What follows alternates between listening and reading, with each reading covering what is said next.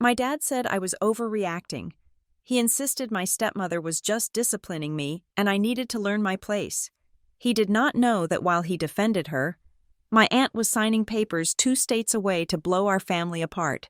By the time my stepmother confiscated my keys for my own good, it was too late. 30 minutes later, the doorbell rang, and my aunt walked in with a court order and a sheriff behind her. My name is Elena Ward.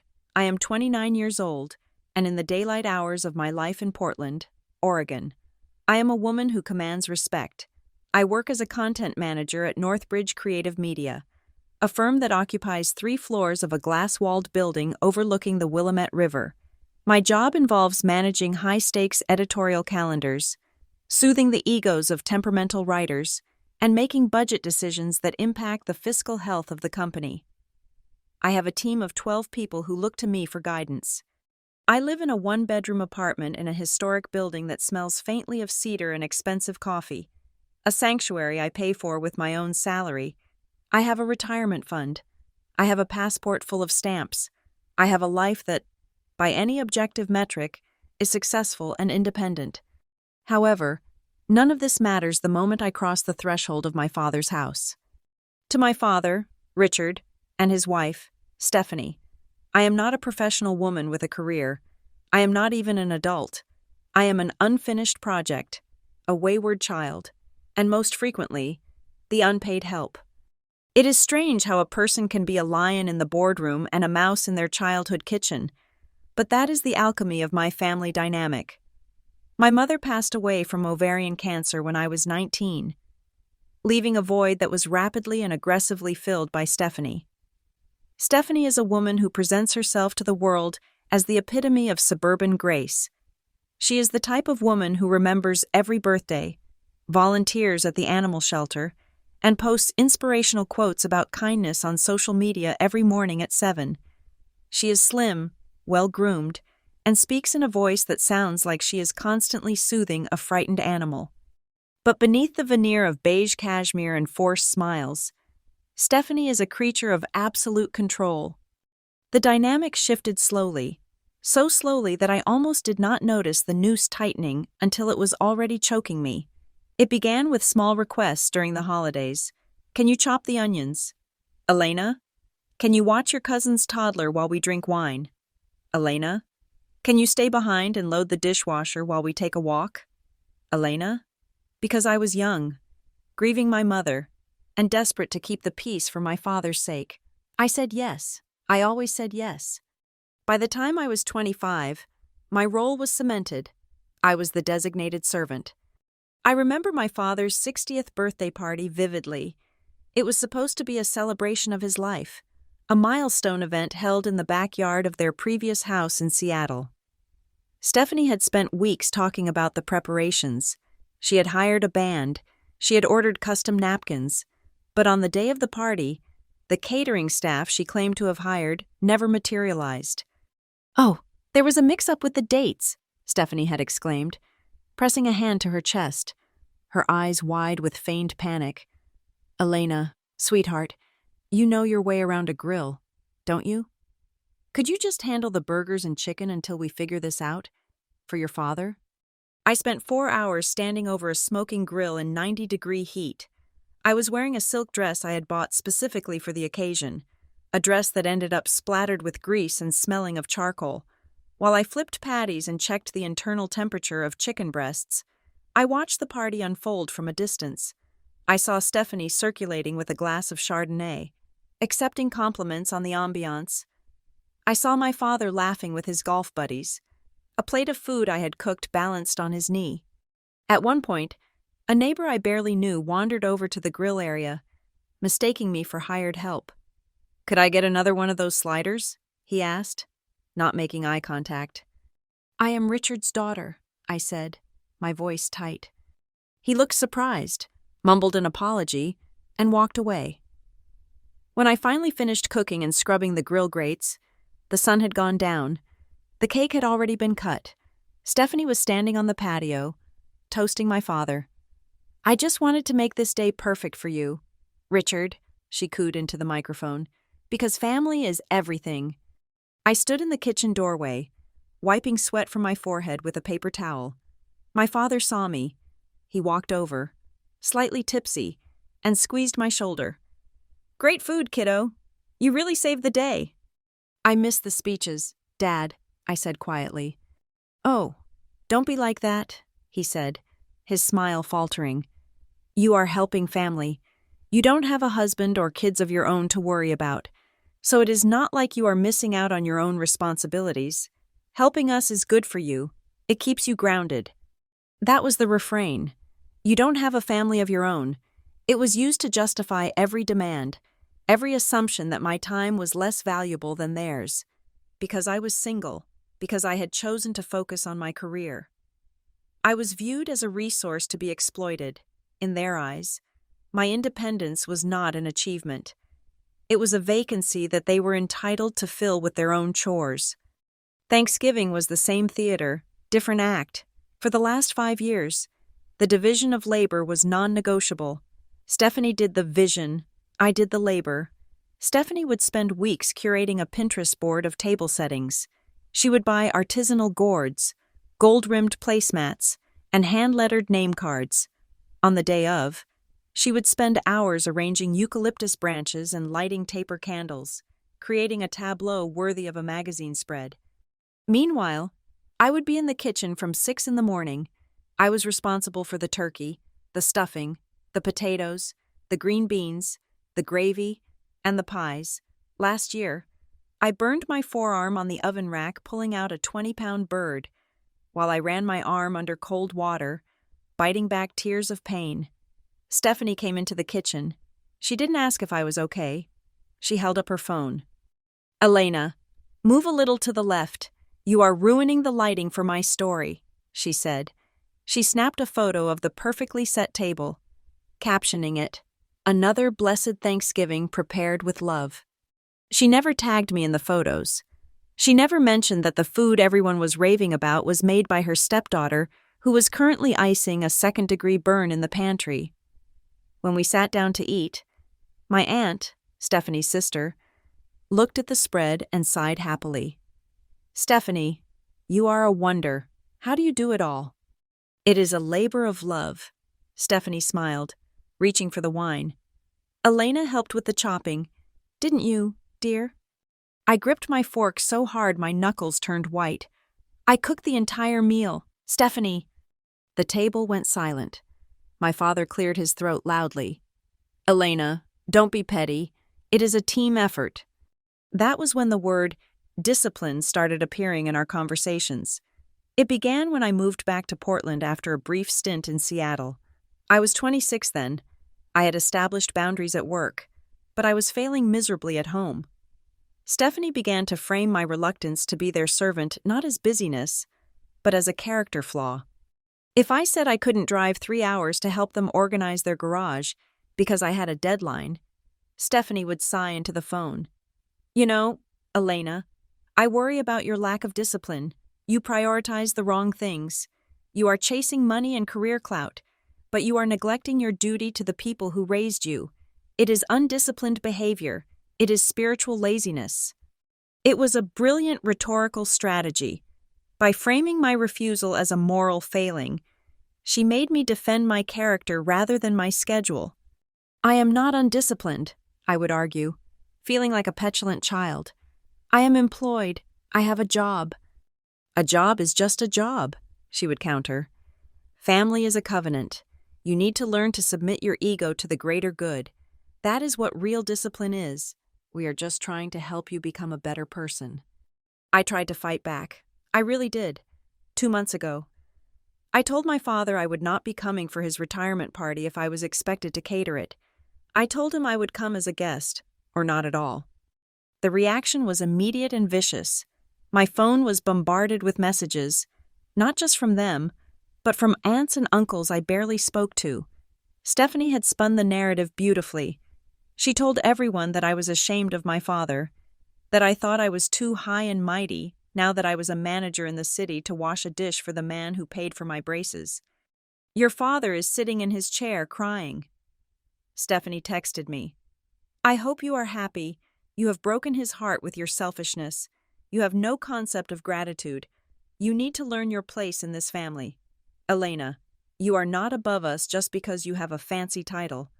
I broke. I always broke. The guilt was a heavy, suffocating blanket that I could not shake off. I went to the party. I poured the drinks. I cleaned the spills. I smiled until my face hurt. And at the end of the night, Stephanie hugged me, her perfume cloying and sweet, and whispered, "See? Does not it feel better to be useful? We just have to be hard on you sometimes for your own good." But the breaking point, or rather, the beginning of the end, came with the invitation for this Christmas. Richard and Stephanie had moved to a new house in a small town outside of Boise, Idaho, earlier this year. It was a massive property, isolated and grand. My father called me on a Tuesday night in early December. "We want you to come for the whole week," he said. "Dad, I can't," I replied, looking at my calendar. "I have year-end reports. I can fly in on the 24th and leave on the 26th. "Stephanie really wants you there for the week," he insisted. His voice dropped to that conspiratorial whisper he used when he was trying to manage both me and his wife. "Look, Elena, things have been tense. We know that. Stephanie thinks. She thinks you are drifting. She thinks you are becoming too hardened by that city life. She wants this Christmas to be a reset." "A reset?" I asked, suspicion prickling the back of my neck. "What does that mean?" "It means we spend time together, just us. No big parties, no catering duties," he promised, though the promise felt flimsy. "She wants to help you, Elena. She thinks you are stressed and losing touch with your values. She has this idea. She calls it a return to basics. She just wants to teach you how to be a part of a unit again, to discipline you a little bit, get you back on the right path." The word grated on my nerves like sandpaper. "I don't need discipline, Dad. I am 29 years old. I pay my own taxes." "See, that is the attitude she is talking about," he said, his tone shifting from pleading to reprimanding. "You get so defensive. Stephanie just wants to teach you how to be a woman who puts family first. A proper adult. Don't make this difficult. Elena, don't overreact like you always do. Just come home. For me." I looked around my apartment. It was quiet. It was mine. But the pull of that old obligation, the desperate, childish need to finally be good enough, to finally be accepted rather than employed by my own family, was a hook in my gut. "Fine," I said, closing my eyes. "I will come, but I am driving, and I am staying in the guest room, not on the couch." "Perfect," he said, and I could hear the relief in his voice. "It will be great. You will see. Stephanie has big plans for you." I hung up the phone, staring at the rain streaking against my window. I told myself it was just 3 days. I told myself I could handle Stephanie's passive-aggressive comments and my father's willful blindness. I told myself I was a strong, independent woman who could set boundaries. I had no idea that I was driving straight into a trap that had been years in the making. I had no idea that the big plans my father mentioned involved stripping me of everything that made me Elena Ward. I packed my bag. I packed my skepticism. And crucially, I packed the files for the work project I intended to finish while I was there, believing naively that I would have the freedom to open my laptop. The invitation sat in my inbox, innocuous and festive, with a subject line that read, "Home for the holidays, a fresh start." It should have read, "Welcome to the penitentiary." But I did not know that yet. I just knew that my father thought I needed discipline, and I was determined to prove to him that I was already the most disciplined person he knew, so I gassed up my car, bought a bottle of expensive scotch as a peace offering, and turned my wheels east toward Idaho, driving blindly toward the wreckage of my life. The vibrating hum of my phone against the oak desk startled me out of a spreadsheet trance. It was a Tuesday afternoon, 3 weeks before Christmas, and the name on the screen made my stomach tighten reflexively. It was my father. I let it ring 3 times before picking up. In my family, answering too quickly was seen as desperation, while answering too slowly was interpreted as disrespect. 3 rings was the safe, neutral zone. "Hi, Dad," I said, keeping my voice level. "Elena," he started, his voice booming with a kind of manufactured cheer that immediately put me on edge. I was just looking at the calendar. I realized we haven't locked down the plans for the 25th yet. I leaned back in my ergonomic chair, staring out at the gray Portland drizzle. I assumed you guys were doing your own thing in the new house. I was planning to stay here, maybe volunteer at the soup kitchen. Nonsense, he said, the cheer dropping just a fraction. You are not spending Christmas alone serving soup to strangers when you have family. Stephanie and I talked. We want this year to be different. I had heard that word before. Different usually meant a different venue for the same old exploitation. I remembered the Christmas of 2 years ago vividly. That year, Stephanie had decided to host a winter wonderland brunch for 40 people. I had spent 6 hours the previous day prepping casseroles.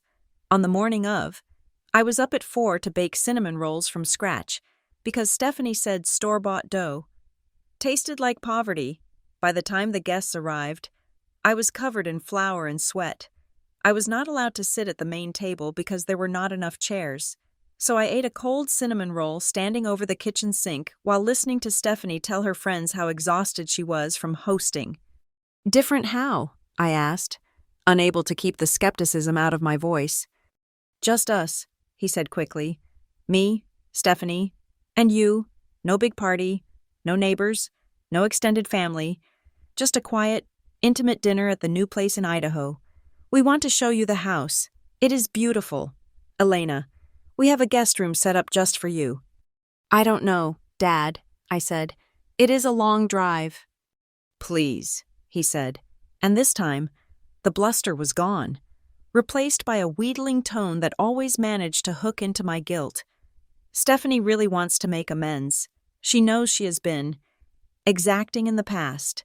She wants to treat you like a guest, like a daughter. She specifically said, "Tell Elena she won't have to lift a finger. I promise you, just come for dinner. We will exchange gifts. We will drink some hot cocoa, and we will be a family." You promise? I asked. No cooking? No cleaning? No surprise babysitting for Cousin Mark's triplets? I promise, he said. I spoke to Stephanie this morning. She is committed to this. She just wants to discipline. She wants to help you relax. She thinks you work too hard. He had almost said it. He had almost used the word, but he caught himself. And I chose to ignore the slip because I wanted, so desperately, for it to be true. I wanted a father who protected me, not one who served me up on a platter to his wife. Okay, I said, letting out a breath I didn't know I was holding. I will come. That is my girl, he said, relief washing over the line. You won't regret it. 10 minutes later, my phone pinged with a notification. It was a text from Stephanie. So happy you are coming home. The house feels empty without our girl. I have been decorating all week just for you. Get ready to be spoiled. Attached was a photo of their new living room. It was undeniable that Stephanie had taste. A 12-foot spruce tree stood in the corner, adorned with tasteful silver and white ornaments. A fire was crackling in a stone hearth that looked like it belonged in a ski lodge. It looked warm. It looked inviting. It looked like the kind of home I had always wanted and never quite had. I stared at the photo, feeling that treacherous softening in my chest. Maybe they really had changed. Maybe the move to Idaho, away from the competitive social circles of Seattle, had mellowed her. Maybe my father had finally stood up for me. I showed the text to Maya later that afternoon. We were in the break room, the smell of burnt coffee hanging in the air. Maya was the art director at Northbridge, a woman with sharp eyeliner and even sharper instincts. She took my phone, looked at the photo, and then looked at me with an arched eyebrow. It looks like a set for a horror movie right before the ghost shows up, she said flatly. Come on, I said, taking the phone back. It looks nice, and Dad promised. He said she wants to treat me like a guest. Maya stirred her tea aggressively.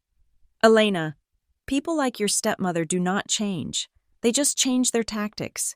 Last time you went there, you came back with a burn on your arm and you slept for 16 hours straight. Now suddenly she wants to spoil you? It sounds like a lure.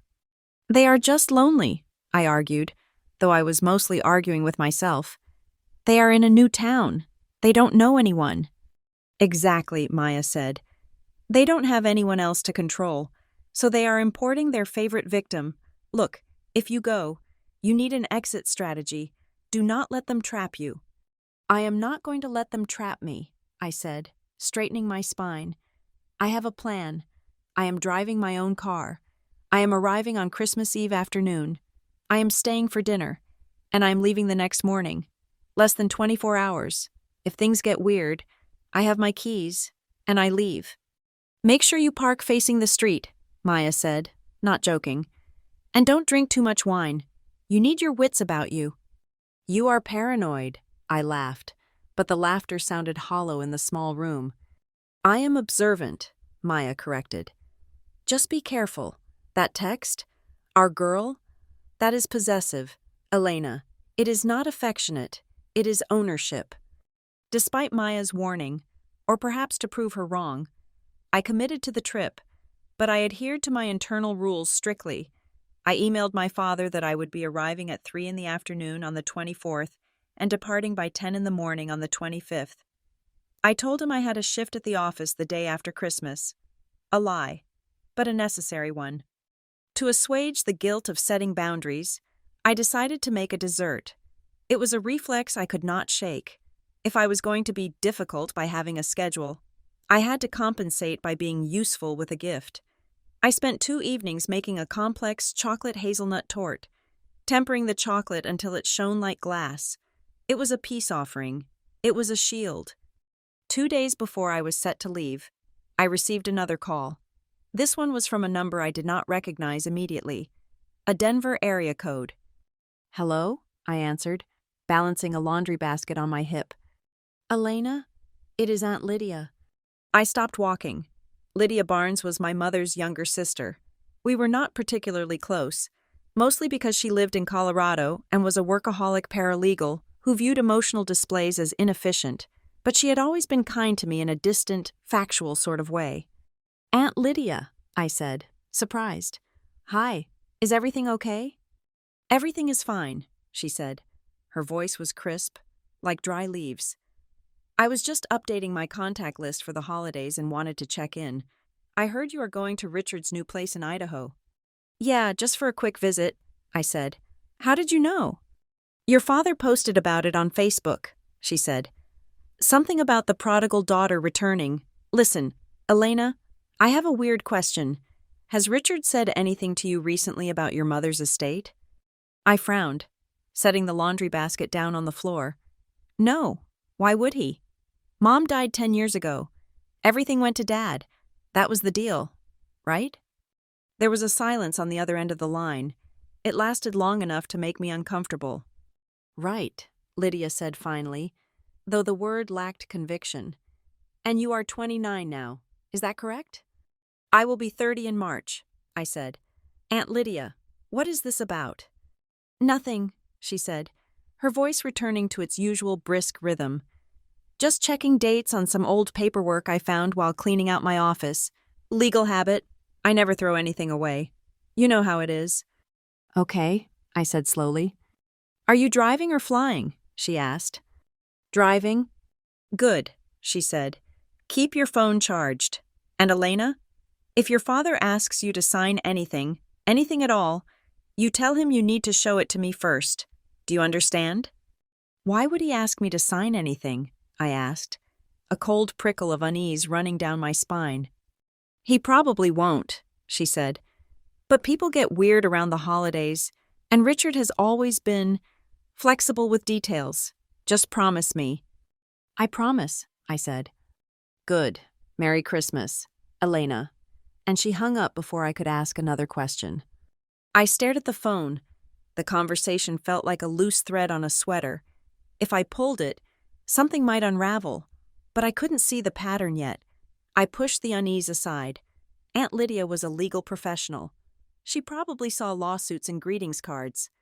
On the morning of Christmas Eve, I loaded my car. The chocolate tort was secured in a cooler in the passenger seat. My overnight bag was small, emphatic in its brevity. I double-checked that I had my phone charger, my car emergency kit, and a bottle of expensive Cabernet for Stephanie. The drive from Portland to the outskirts of Boise was long, stretching over 6 hours through the Columbia River Gorge and into the high desert. As I drove east, the gray rain of Portland gave way to a hard, biting cold. The landscape opened up, vast and brown, dusted with snow that looked like powdered sugar on stale bread. I listened to podcasts to drown out my thoughts, but my mind kept drifting to the destination. I played out scenarios in my head. Scenario A. I arrive. Stephanie is genuinely happy. We eat dinner. Dad tells bad jokes. I sleep in a warm bed and leave the next morning with leftover ham and a sense of closure. Scenario B. I arrive. Stephanie makes a passive-aggressive comment about my weight or my job. I swallow my anger. I help with the dishes. I leave feeling drained but dutiful. I did not have a scenario C. I did not have the imagination for what was actually waiting for me. By the time I crossed the border into Idaho, the sun was beginning to set. The sky was a bruised purple, and the temperature on my dashboard read 19 degrees. The roads were clear, but the snowbanks on the side of the highway were getting higher. My father's new town was one of those developments that had sprung up in the middle of nowhere, a grid of large, expensive houses imposed on the wilderness. The streets were wide and empty. Every house looked vaguely similar, massive and imposing with too many gables. I found their address. It was a sprawling 2-story house at the end of a cul-de-sac, backed up against a dark line of pine trees. The driveway was long and pristine, the snow shoveled into perfect walls on either side. As I turned into the driveway, my headlights swept across the front of the house. It was aggressively festive. Every window was outlined in white lights. An inflatable snowman waved from the lawn. It looked picture-perfect. I parked my car. I turned off the engine. For a moment, I just sat there in the silence, gripping the steering wheel. The house loomed above me, bright and silent. "Just dinner," I whispered to myself. "Just one night." I checked my phone. I had full signal. I sent a quick text to Maya. "I have arrived. Going dark. If I'm not back online by tomorrow noon, send the cavalry." I meant it as a joke. I grabbed my bag and the cooler with the cake. I stepped out into the freezing air, the snow crunching loudly under my boots. I walked up the path to the front door, took a deep breath, and rang the doorbell. Almost instantly, the door swung open. Richard stood there. He was wearing a red sweater and holding a glass of scotch. His face was flushed, his smile wide and eager.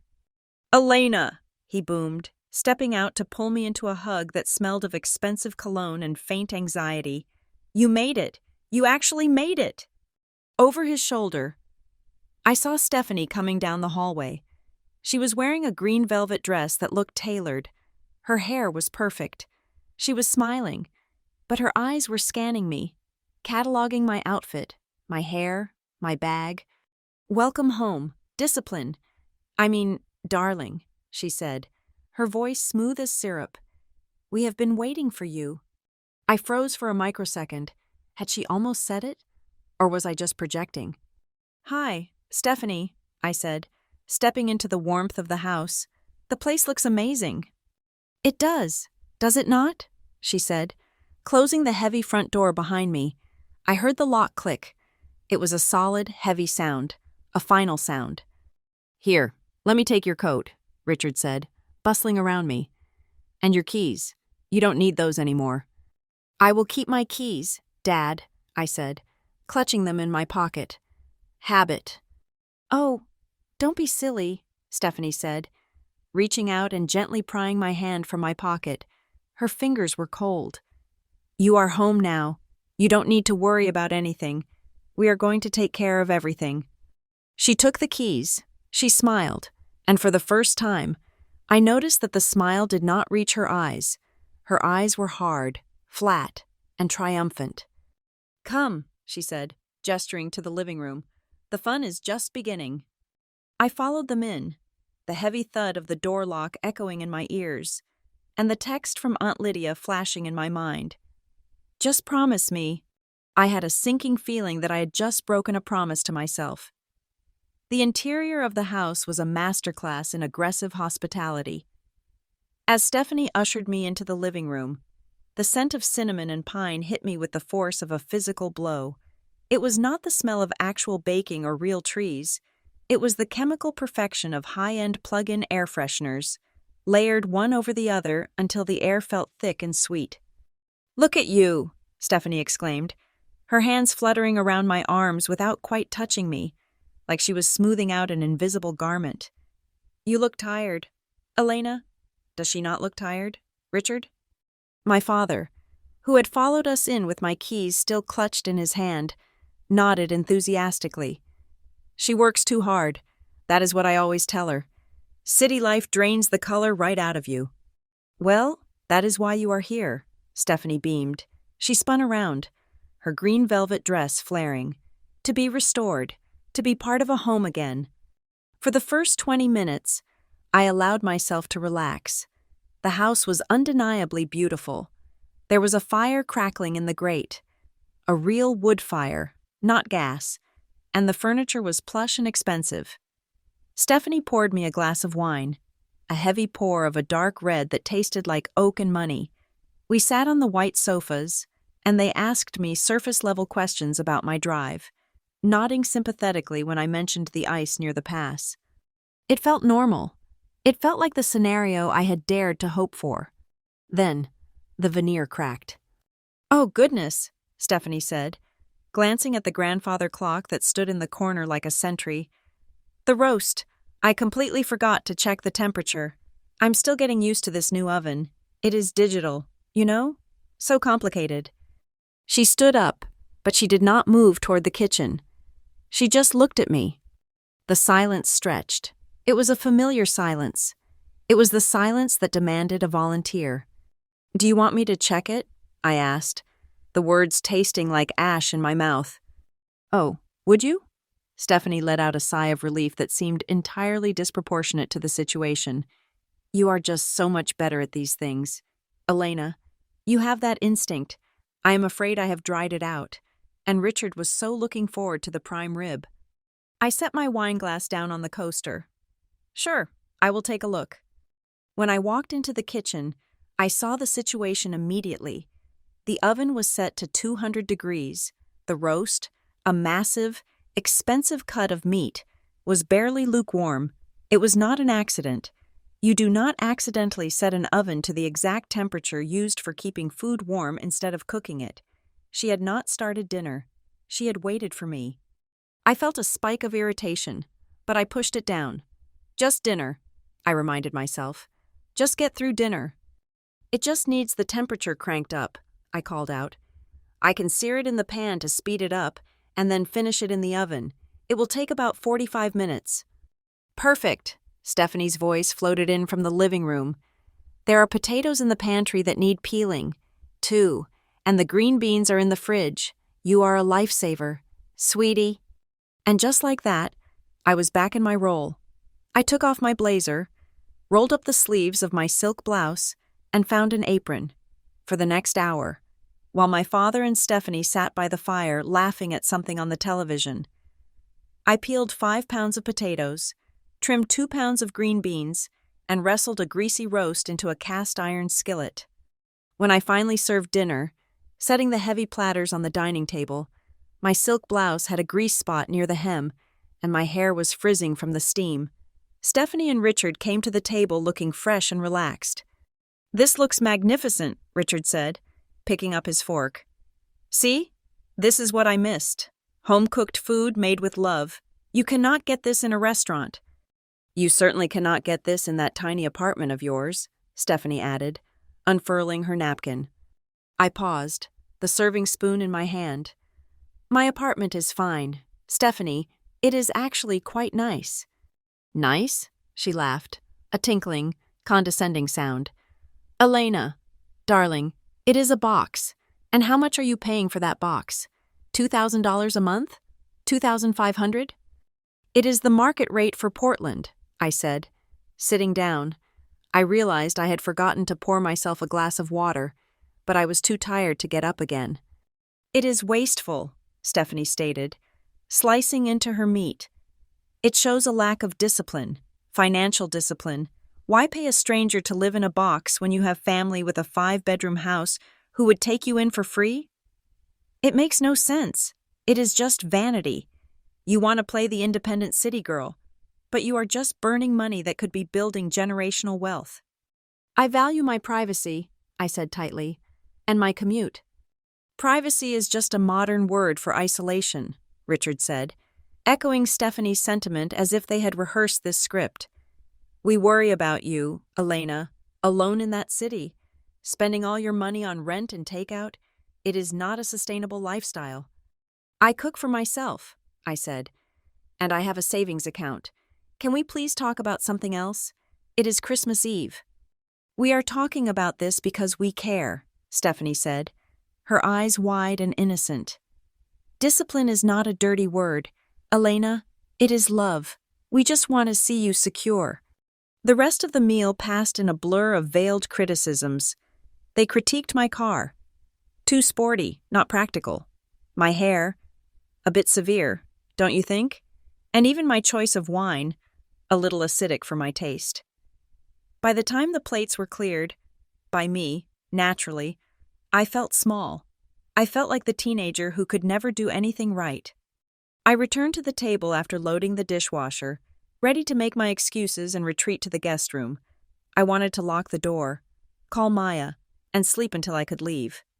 Well, I said, forcing a yawn, that was delicious. I am pretty beat from the drive. I think I'm going to turn in early. Not yet, Stephanie said. Her voice had changed. The sweetness was still there, but it had hardened, like sugar spun into glass. We have a surprise for you. She reached under the table and pulled out a folder. It was not a gift bag. It was a manila folder, crisp and official looking. She placed it on the table in front of me. What is this? I asked. Open it, Richard urged, smiling encouragingly. Stephanie worked very hard on this. It is a blueprint. For you. I opened the folder. Inside was a single sheet of paper, printed on heavy stock. The header, in bold, elegant font, read, Elena's Personal Growth and Discipline Schedule. I stared at it. My eyes scanned down the list, and my breath caught in my throat. 5 a.m. Wake up, meditation and reflection. 5:30 to 6:30. Physical conditioning, jogging, calisthenics. 7 to 8. Housekeeping, kitchen, bathrooms, common areas. 8 to 9. Breakfast preparation for family. 9 to 12. Administrative support for Stephanie's e-commerce business. 12 to 12:30. Lunch, light. 12:30 to 4. Deep work, skill building, under supervision. 4 to 5. Evening chores, dinner prep. 5 to 6. Dinner. 6 to 8. Family bonding, no electronics. 8:30. Lights out. At the bottom, in smaller text, were a list of prohibited items, which included personal cell phone, car keys, social media, and unapproved reading material. I looked up, waiting for the punchline. Is this a joke? Does it look like a joke? Stephanie asked softly. It is a structure, a framework. I am here for less than 24 hours, I said, my voice rising. I am leaving tomorrow morning. Why would I need a schedule for waking up at 5 a.m? Stephanie exchanged a look with my father. It was a look of pity, the kind you give a toddler who does not understand why they cannot eat candy for dinner. Elena, Richard said, leaning forward, we need to be honest with you. We know about the trouble at your company. What trouble? I asked. Northbridge is having its best quarter in 5 years. We heard differently, Stephanie interjected smoothly. Richard spoke to a friend of a friend who knows the industry. They said digital media is collapsing. Layoffs are coming. It is unstable work. Elena, it is gig work, really, not a career. That is completely untrue, I said, feeling a flush of heat rise up my neck. I am a manager. I have a contract.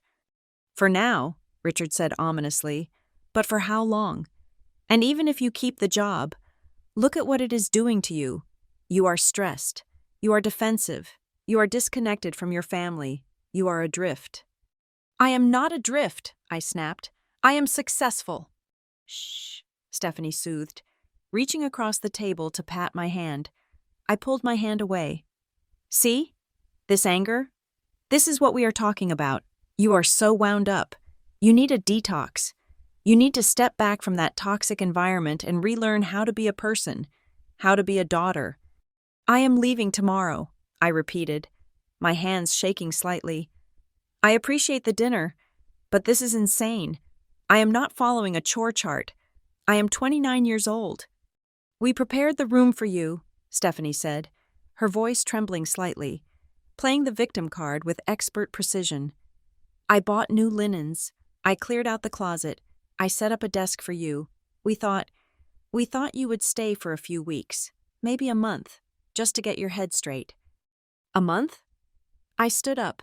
The chair scraped loudly against the hardwood floor. I have a job. I have rent to pay.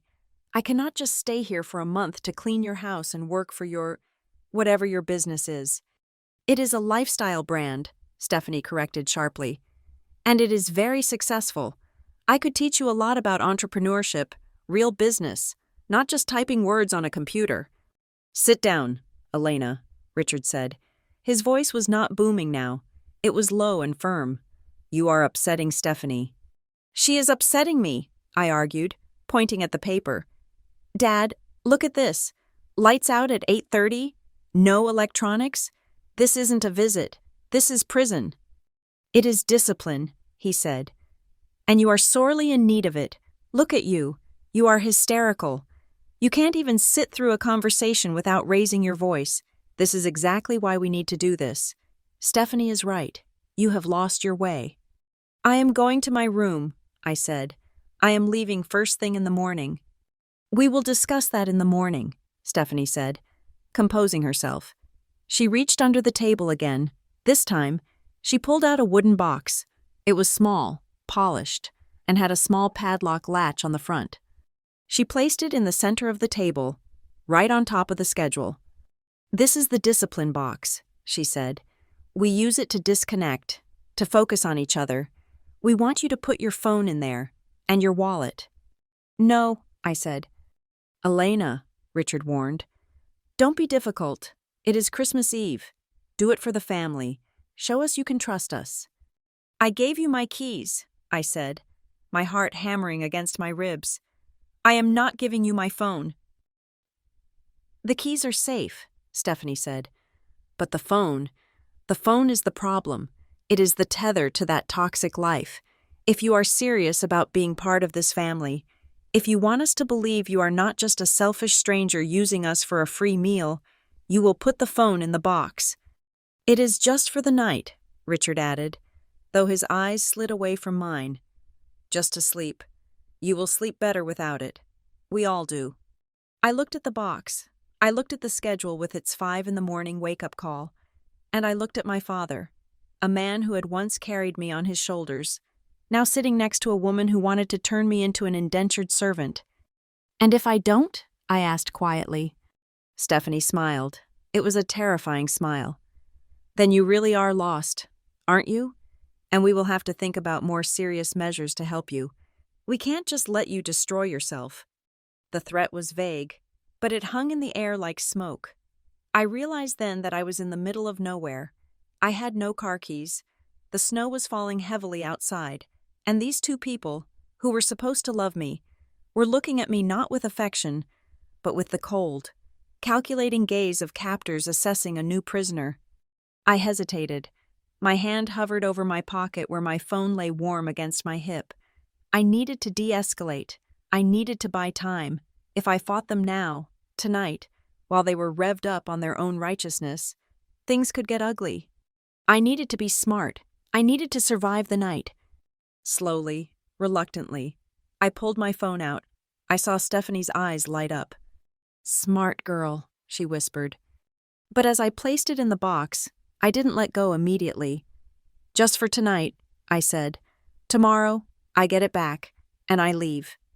We will see how you feel in the morning, Stephanie said, snapping the lid shut and clicking the small padlock. She slid the box toward her side of the table. I think you will find that a little discipline changes your perspective entirely. She stood up, smoothing her dress. Now, I have laid out your pajamas on the bed. The water pressure in the guest bath is a little finicky, so keep the shower short. 5 minutes should be plenty. We start at 5 sharp tomorrow. I watched them walk out of the dining room, my father's hand resting on the small of her back. The schedule lay on the table, a white flag of surrender I hadn't signed, but was somehow already bound to. The silence of the house rushed back in, no longer peaceful, but heavy and suffocating, like the air in a sealed tomb. The air in the dining room felt thin, as if the oxygen had been sucked out by the closing of the wooden box. The padlock made a small, final click that echoed louder than any shout. I stared at the box, then at Stephanie, who was smoothing the tablecloth with the satisfaction of a woman who had just won a negotiation without barely lifting a finger. "I need to be clear about something," I said, my voice steady despite the tremor in my hands.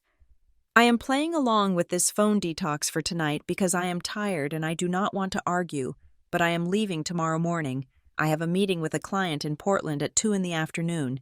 It is a Zoom call, but I need to be at my desk with my files. I cannot miss it." It was a lie. There was no meeting, but I needed a professional anchor, a reason that Richard would understand, something that spoke to his desire for status and success. Stephanie looked at me with a pitying smile. "Oh, Elena, you are so attached to that corporate treadmill. It is sad. Really, you think the world stops turning if you are not staring at a screen." "It is my job," I said.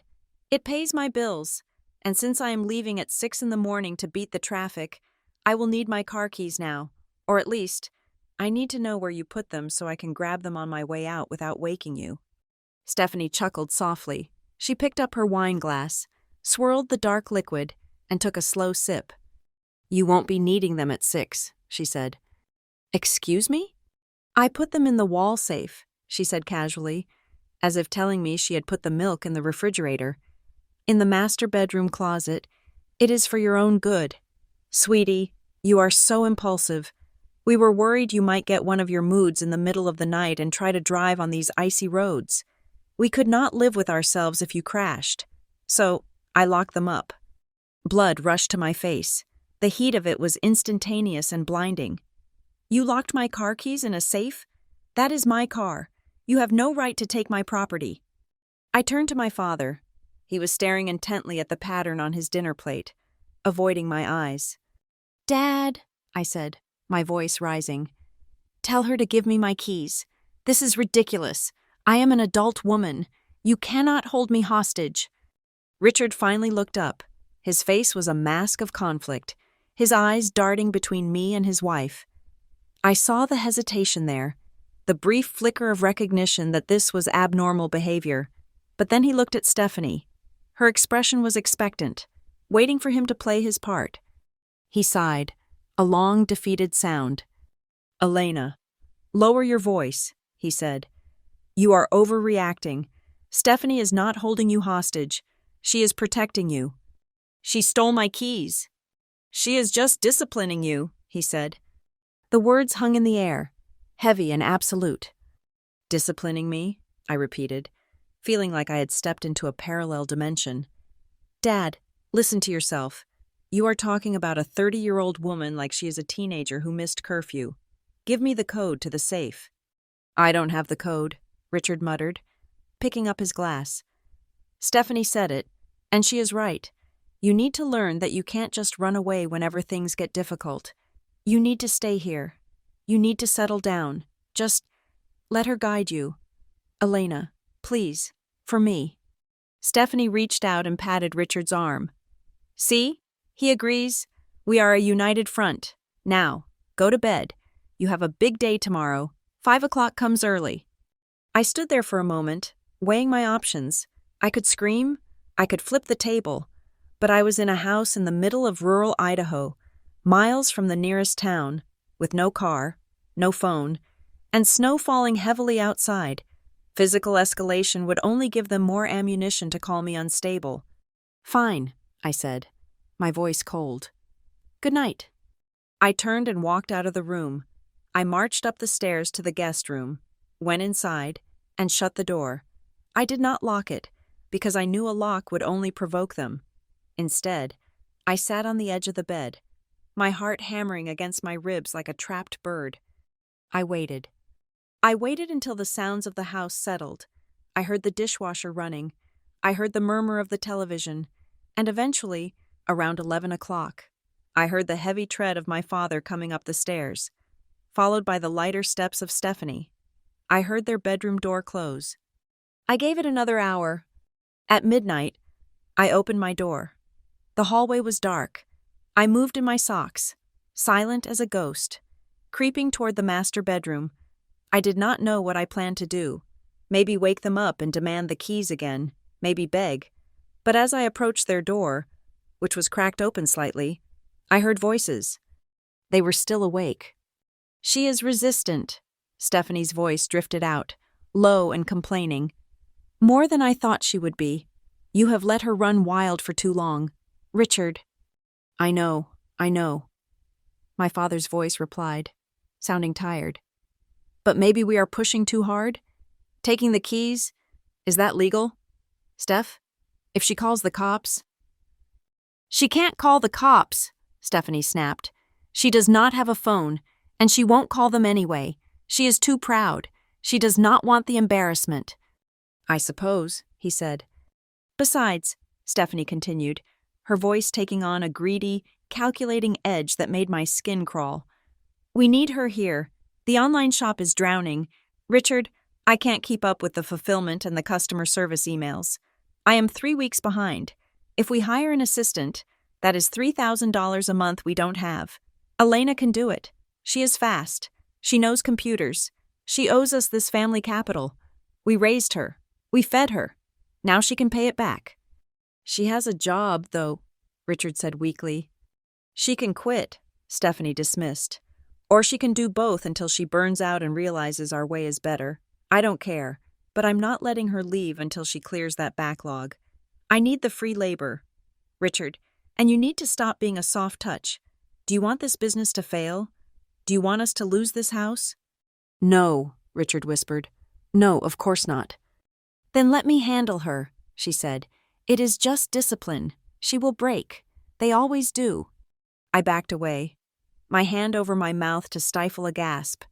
It wasn't about moral correction. It wasn't about family bonding. It was about unpaid labor. They were drowning financially, and instead of hiring help, they had decided to capture a family member to serve as a slave. I retreated to my room, adrenaline coursing through my veins. I checked the window. It was sealed shut with paint, and even if I could open it, there was a 20-foot drop into a snowbank.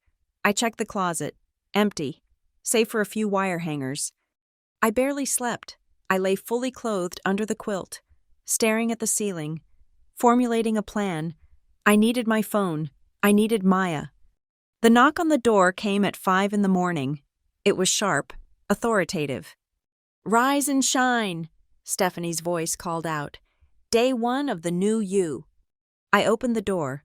Stephanie was standing there in a pristine tracksuit, holding a stopwatch. "Get dressed," she said. "We run in 10 minutes." "I don't have running shoes," I said, rubbing my eyes. "I brought boots." "Boots will have to do," she said cheerfully. "It adds resistance. Good for the glutes." The next hour was a blur of physical misery. She marched me outside into the pre-dawn darkness. The temperature was 14 degrees. The snow was calf-deep. She made me jog laps around the long driveway while she stood on the porch with a mug of steaming coffee, shouting encouragement that sounded more like commands. "Pick up the pace, Elena. Laziness is a disease. Sweat it out." My boots were heavy and slipped on the ice. My toes went numb within minutes. My lungs burned from the freezing air. Every time I slowed down to walk, she tapped the stopwatch loud enough for me to hear. "Do you want to stay out there longer?" she threatened. "Keep moving." When she finally allowed me inside, I was shivering so violently I could barely unzip my coat. Richard was sitting at the kitchen table, reading a newspaper and eating a plate of eggs and bacon. He did not look up as I stumbled in, my face red and wet with melted snow. "Good run?" he asked the paper. "She is out of shape," Stephanie reported, hanging up her coat. But we will fix that. Now, Elena, shower, 5 minutes. Then I need you to scrub the kitchen floor. Hand and knees. Mops miss the corners. It builds humility. I showered in lukewarm water, the finicky pressure barely a trickle. I dressed in the most comfortable clothes I had left, leggings and a sweater, and went back downstairs. For the next 3 hours, I cleaned, I scrubbed grout with a toothbrush, I polished silver that hadn't been used in a decade, I wiped down baseboards. All the while, Richard sat in the living room, watching the news, occasionally lifting his feet so I could vacuum under them. "You missed a spot there," he pointed out once, gesturing to a speck of lint. "Detail orientation. Elena, that is what Stephanie is trying to teach you." I bit my tongue until I tasted copper. I needed an opening. Around 10 o'clock, Stephanie went into her office, a converted sunroom, to take a call. She left the discipline box on the sideboard in the dining room. Richard went to the bathroom. This was it. I dropped the rag I was holding and sprinted to the dining room. I grabbed the box. It was locked. Of course it was locked, but the hinge on the back looked loose. I grabbed a butter knife from the table, jammed it into the gap, and twisted with all my strength. Wood splintered. The latch gave way. I snatched my phone. It had 12% battery. I didn't try to call. A call would be too loud. I opened my text messages. My hands were shaking so bad I mistyped the first word. Help. Trapped. Took keys. Safe. Forced labor. Send police. I hit send to Maya. The little blue bar zipped across the top of the screen. Delivered. I let out a sob of relief. "What do you think you are doing?" The voice came from behind me, sharp as a whip crack. I spun around. Stephanie was standing in the doorway, her phone in her hand. She had ended her call. Her face was not smiling anymore. It was contorted with genuine rage. I stammered, trying to hide the phone behind my back. She lunged at me. She was faster than I expected. She grabbed my wrist, digging her nails in hard. "Give it to me!" she shrieked. "No," I shouted, struggling. "Get off me!" "Richard!" she screamed. "Richard, help! She is attacking me!" My father came running out of the bathroom, stumbling as he pulled up his suspenders.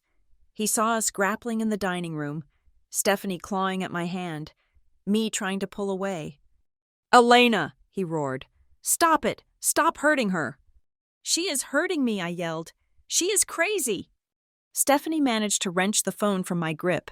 She stumbled back, clutching it to her chest like a holy relic. She was panting, her hair disheveled. "I caught her," she gasped, pointing a shaking finger at me. "She broke the box. She was stealing. She is out of control. Richard, look at her violence." "I just wanted to make a call," I cried. "You locked me in here." "You see?" Stephanie turned to Richard, tears instantly springing to her eyes. "She doesn't care about us. She doesn't care about the rules. She just wants to cause chaos. Richard, my heart, it is beating so fast." Richard turned on me, his face purple with anger. "Look what you're doing to her. You are going to give her a heart attack. And my blood pressure. You know I can't take this stress. Elena, why do you always have to be so selfish?" "Selfish?" I stared at him, rubbing my bruised wrist. "Dad, she is making me scrub floors and run in the snow. She stole my car. And you are worried about your blood pressure?" "Because you are acting like a lunatic," he shouted. "We give you a roof. We give you food.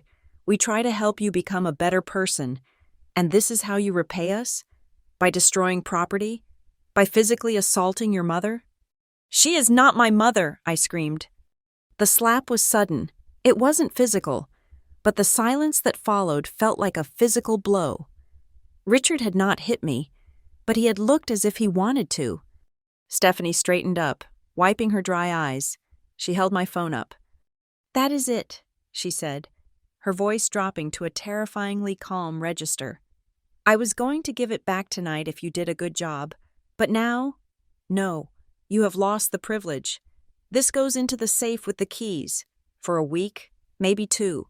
until I decide you are stable enough to handle the outside world." "You can't do that," I whispered. "Watch me," she said. "And if you try to take it again, Elena, I will call the sheriff myself and tell them my stepdaughter is having a psychotic break and attacking us. Do you think they will believe the hysterical woman who broke a box? Or the respected local business owners? Think about it." She turned and walked toward the master bedroom. Richard stood there, breathing heavily, his hand on his chest. "You brought this on yourself," he said hoarsely. "You pushed her too far. Now you have to live with the consequences. It is for your own good." He turned his back on me and followed her. I stood alone in the dining room. The broken box lay on the floor, a testament to my failed escape. I walked to the window. Outside, the snow was falling harder, a white curtain erasing the world. I looked at the driveway. My car was there, buried under 6 inches of fresh powder. It was a useless hunk of metal without the key. I pressed my hand against the cold glass. I was in the middle of Idaho. I had no money. I had no identification on me. It was all in my purse, which was likely in the safe too. My phone was gone, and the only people who knew where I was were the 2 people who were currently plotting to turn me into an indentured servant. I looked at the gray sky, feeling the walls of the house closing in like a vice. They weren't just disciplining me, they were erasing me, and for the first time in my life, I wasn't sure if I could stop them. The cleaning schedule Stephanie had devised was not merely a list of chores, it was an excavation of my dignity, designed to keep me on my knees both metaphorically and physically. By the afternoon of Christmas Day, my hands were raw from scrubbing baseboards, and my knees ached from crawling across the hardwood floors. The festive atmosphere of the house, with its twinkling lights and scent of pine, felt grotesque against the reality of my labor. Richard sat in the living room, ostensibly reading a biography of a president, but I knew he was watching me, ensuring I did not miss the dust gathering in the corners. Around 2 in the afternoon, Stephanie decided that the administrative support portion of my rehabilitation would begin. She ushered me into her office, a converted sunroom that was freezing cold because the insulation was poor. The room was a chaotic mess of shipping labels, cardboard boxes, and stacks of paperwork that teetered dangerously on every surface. "I need you to organize the filing cabinet," she commanded, pointing to a beige metal monstrosity in the corner. "It is a disaster. Sort everything by year and then by category, expenses, income, tax documents, and do not snoop, just file." She left me there, closing the door with a click that sounded suspiciously like a lock engaging, though I knew this door did not have one. I began the work mechanically. I sorted receipts for bubble wrap and printer ink. I organized invoices for artisanal soaps that Stephanie bought wholesale and resold at a 300% markup. It was mind-numbing work, the kind that allows your brain to drift into dangerous territories. I kept thinking about my car keys in the wall safe. I kept thinking about my meeting in Portland that I had already missed. I reached the bottom drawer of the cabinet. It was jammed shut.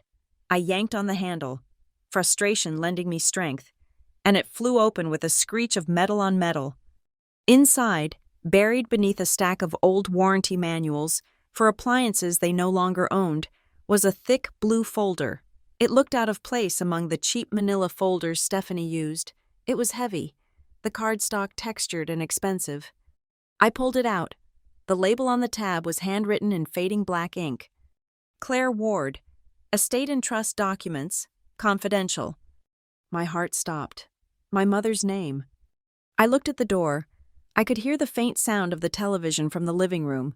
I was alone. I opened the folder. My father had always told me that when my mother died, she died intestate, without a will, and that because I was 19, everything had naturally passed to him as the surviving spouse. He had told me there was barely enough life insurance to cover the funeral and the outstanding medical bills. I had believed him. I had never asked for a penny because I assumed there were no pennies to be had.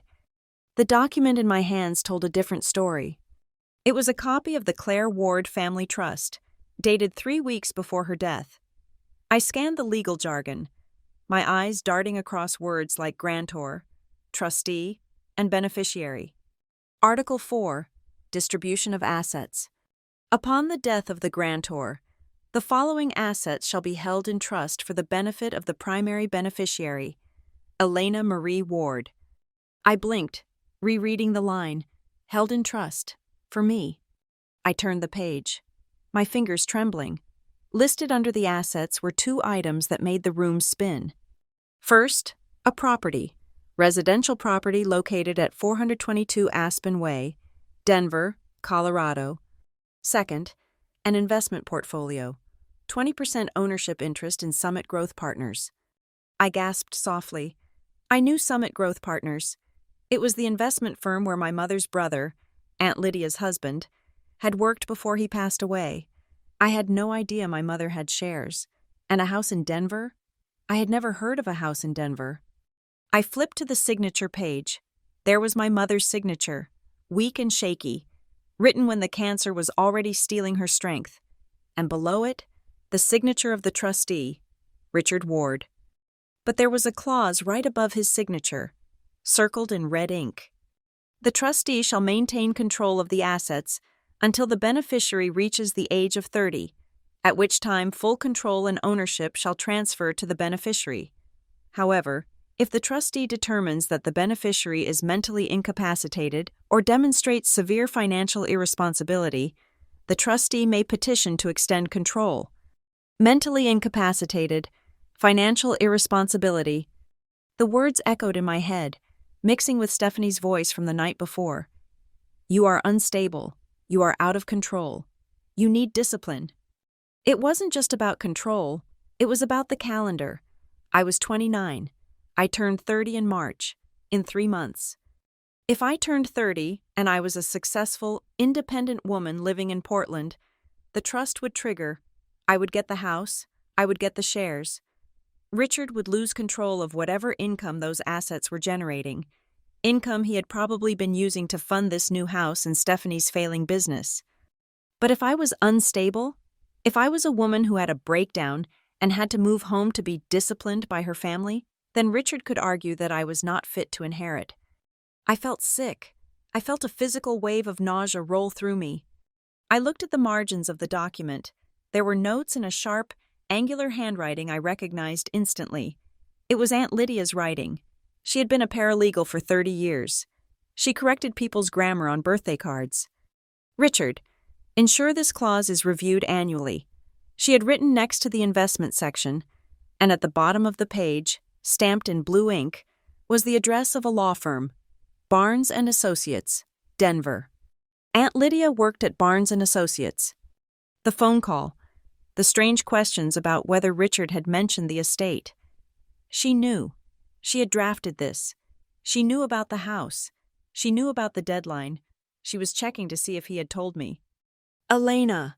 Stephanie's voice pierced through the door, sharp and impatient. Are you done with that filing yet? I need you to come start dinner prep. I panicked. I couldn't leave this here. If I put it back, I might never find it again. If I took it out, she would see it. I did the only thing I could think of. I shoved the thick folder up under my oversized sweater, pressing it flat against my stomach, and crossed my arms over it. It was bulky, but if I hunched over, it might pass for bad posture. Coming, I called back, my voice cracking. I walked out of the office, keeping my head down. Stephanie was in the hallway, holding a laundry basket. She glanced at me, her eyes narrowing slightly. You look guilty, she said. Did you break something? No, I said, clutching my stomach. Just cramps. I am not feeling well. Pain builds character, she said dismissively. Take 2 ibuprofen and start peeling the carrots. And don't think this gets you out of the evening meeting. We have a lot to discuss regarding your attitude. I rushed to the guest bathroom, locked the door, and pulled the folder out. I didn't have anywhere safe to hide it. The room was sparse. I looked around wildly. Finally, I saw a loose ventilation grate near the floor. I used my fingernails to pry it open and slid the folder inside, pushing it deep into the dusty ductwork. I washed my face with cold water, staring at my reflection. I looked terrified. I had to pull it together. I had to get proof. I needed my phone. The opportunity came an hour later, in a twist of irony that I could only attribute to their own greed. I was chopping carrots in the kitchen when Stephanie stormed in, looking flustered. "The website is down," she announced. "Or the payment processor is down. I don't know. Customers are emailing saying they can't check out. I am losing sales. Elena." "I don't know how to fix your website. Stephanie," I said, not looking up. "You are in media," she snapped. "You know computers. Fix it. Here." She marched over to the counter where the discipline box sat. It had been repaired with duct tape, and unlocked it. She pulled out my phone. "I am giving this back to you for 1 hour," she said, thrusting it at me. "Use your data. Our Wi-Fi is acting up too. Log into the shop's admin panel. I will write down the password and answer the emails. Tell them we are fixing it. Do not go on Instagram. Do not text your friends. I will be watching the clock. 1 hour." She slammed a piece of paper with a password onto the counter and stormed out to tell Richard about the crisis. I held my phone. It felt heavy, like a weapon. I had 1 hour. I logged into her shop's email just to create a trail of activity, sending a few generic, "we are working on it" replies. Then, with shaking fingers, I opened the camera app. I ran to the bathroom, retrieved the folder from the vent, and laid it out on the closed toilet lid. The lighting was terrible, yellow and dim. I turned on the flash, praying the light wouldn't bleed under the door. I took a photo of the cover page. I took a photo of the Denver address. I took a photo of the clause about the age of 30. I took a photo of the mental incapacity loophole. I took a photo of Aunt Lydia's handwritten note. My hands were shaking so badly the first few were blurry. I forced myself to breathe. Steady. Focus. I took them again. Then, I opened my messages. I found the thread with Aunt Lydia. I attached the 5 photos. My thumb hovered over the send button. I typed a message, my fingers flying. "Aunt Lydia, I found this in Stephanie's office. Dad never told me about a trust. He never told me about the house. They are keeping me here. They are trying to say I am unstable. I think they are trying to trigger the incapacity clause before March. Please help." I hit send. The progress bar moved agonizingly slow. The signal in the bathroom was weak. Sending. Sending. "Elena," Richard's voice boomed from the living room. "Stephanie says you should be done by now." "Almost," I yelled back. Delivered. I quickly deleted the message from the thread, just in case they checked. I deleted the photos from my camera roll and from the recently deleted folder. I shoved the file back into the vent and replaced the grate. I walked out of the bathroom, my heart pounding a frantic rhythm against my ribs. I went back to the kitchen and placed the phone on the counter, right as Stephanie walked in. "Well?" she asked. "I replied to the urgent ones," I said. "The system seems to be back up." "Good," she said, snatching the phone. "Into the box it goes. You didn't think you were keeping it, did you?" "No," I said quietly. "I didn't." The evening family meeting was a farce of judicial proceedings. We sat in the living room. Stephanie stood by the fireplace, holding a clipboard. Richard sat in his armchair, looking solemn. "We have drawn up a new set of house rules," Stephanie announced, "to help you integrate, to help you understand your place." She began to read. "Rule number 1. All exits from the property must be approved by Richard or Stephanie. Rule number 2. All financial accounts belonging to Elena will be reviewed monthly by Stephanie to ensure prudent spending. Rule number 3. No private communication. All calls must be on speakerphone." I sat there, listening to them outline the architecture of my prison. It was terrifying, but beneath the terror, there was a new feeling, a cold, hard clarity. They weren't just mean, they were thieves, they were con artists, and they were scared. I looked at the discipline box on the mantel, where my phone sat locked away, somewhere in the digital ether. Those photos were sitting in Aunt Lydia's inbox in Denver. I caught Stephanie staring at me. She paused in her reading. "You are quiet," she said suspiciously. "Usually you would be arguing by now." "I am just listening," I said. "I am learning." "Good," she said, though she didn't look convinced. There is one more thing. We found a receipt in your jacket pocket when we were doing laundry for a rental car. I froze. You rented a car? Richard asked, frowning. You said you drove your own. My car was in the shop. I lied. I rented one for the trip. Liar. Stephanie spat. You rented a car because you wanted to keep your own car secret? Or maybe because you planned to run away? It does not matter. It shows deceit, and because of that deceit. She walked over to the mantel and picked up the discipline box. We are not just locking the phone in the box tonight, she said. We are putting the box in the safe, and I am changing the code. My stomach dropped. If Aunt Lydia replied, I wouldn't see it. I wouldn't know if she got the message. You don't have to do that, I said, my voice rising in panic. I did the work. I helped you. And you lied, Richard said sadly. Lying destroys trust, Elena. Stephanie walked out of the room, carrying the box. I heard her footsteps go into the master bedroom. I heard the beep, beep, beep of the digital safe. She returned empty-handed, a smug smile plastered on her face. There, she said. Now you are truly disconnected. No distractions. Just us. We can finally focus on fixing you. I looked at the dark window. The snow was still falling.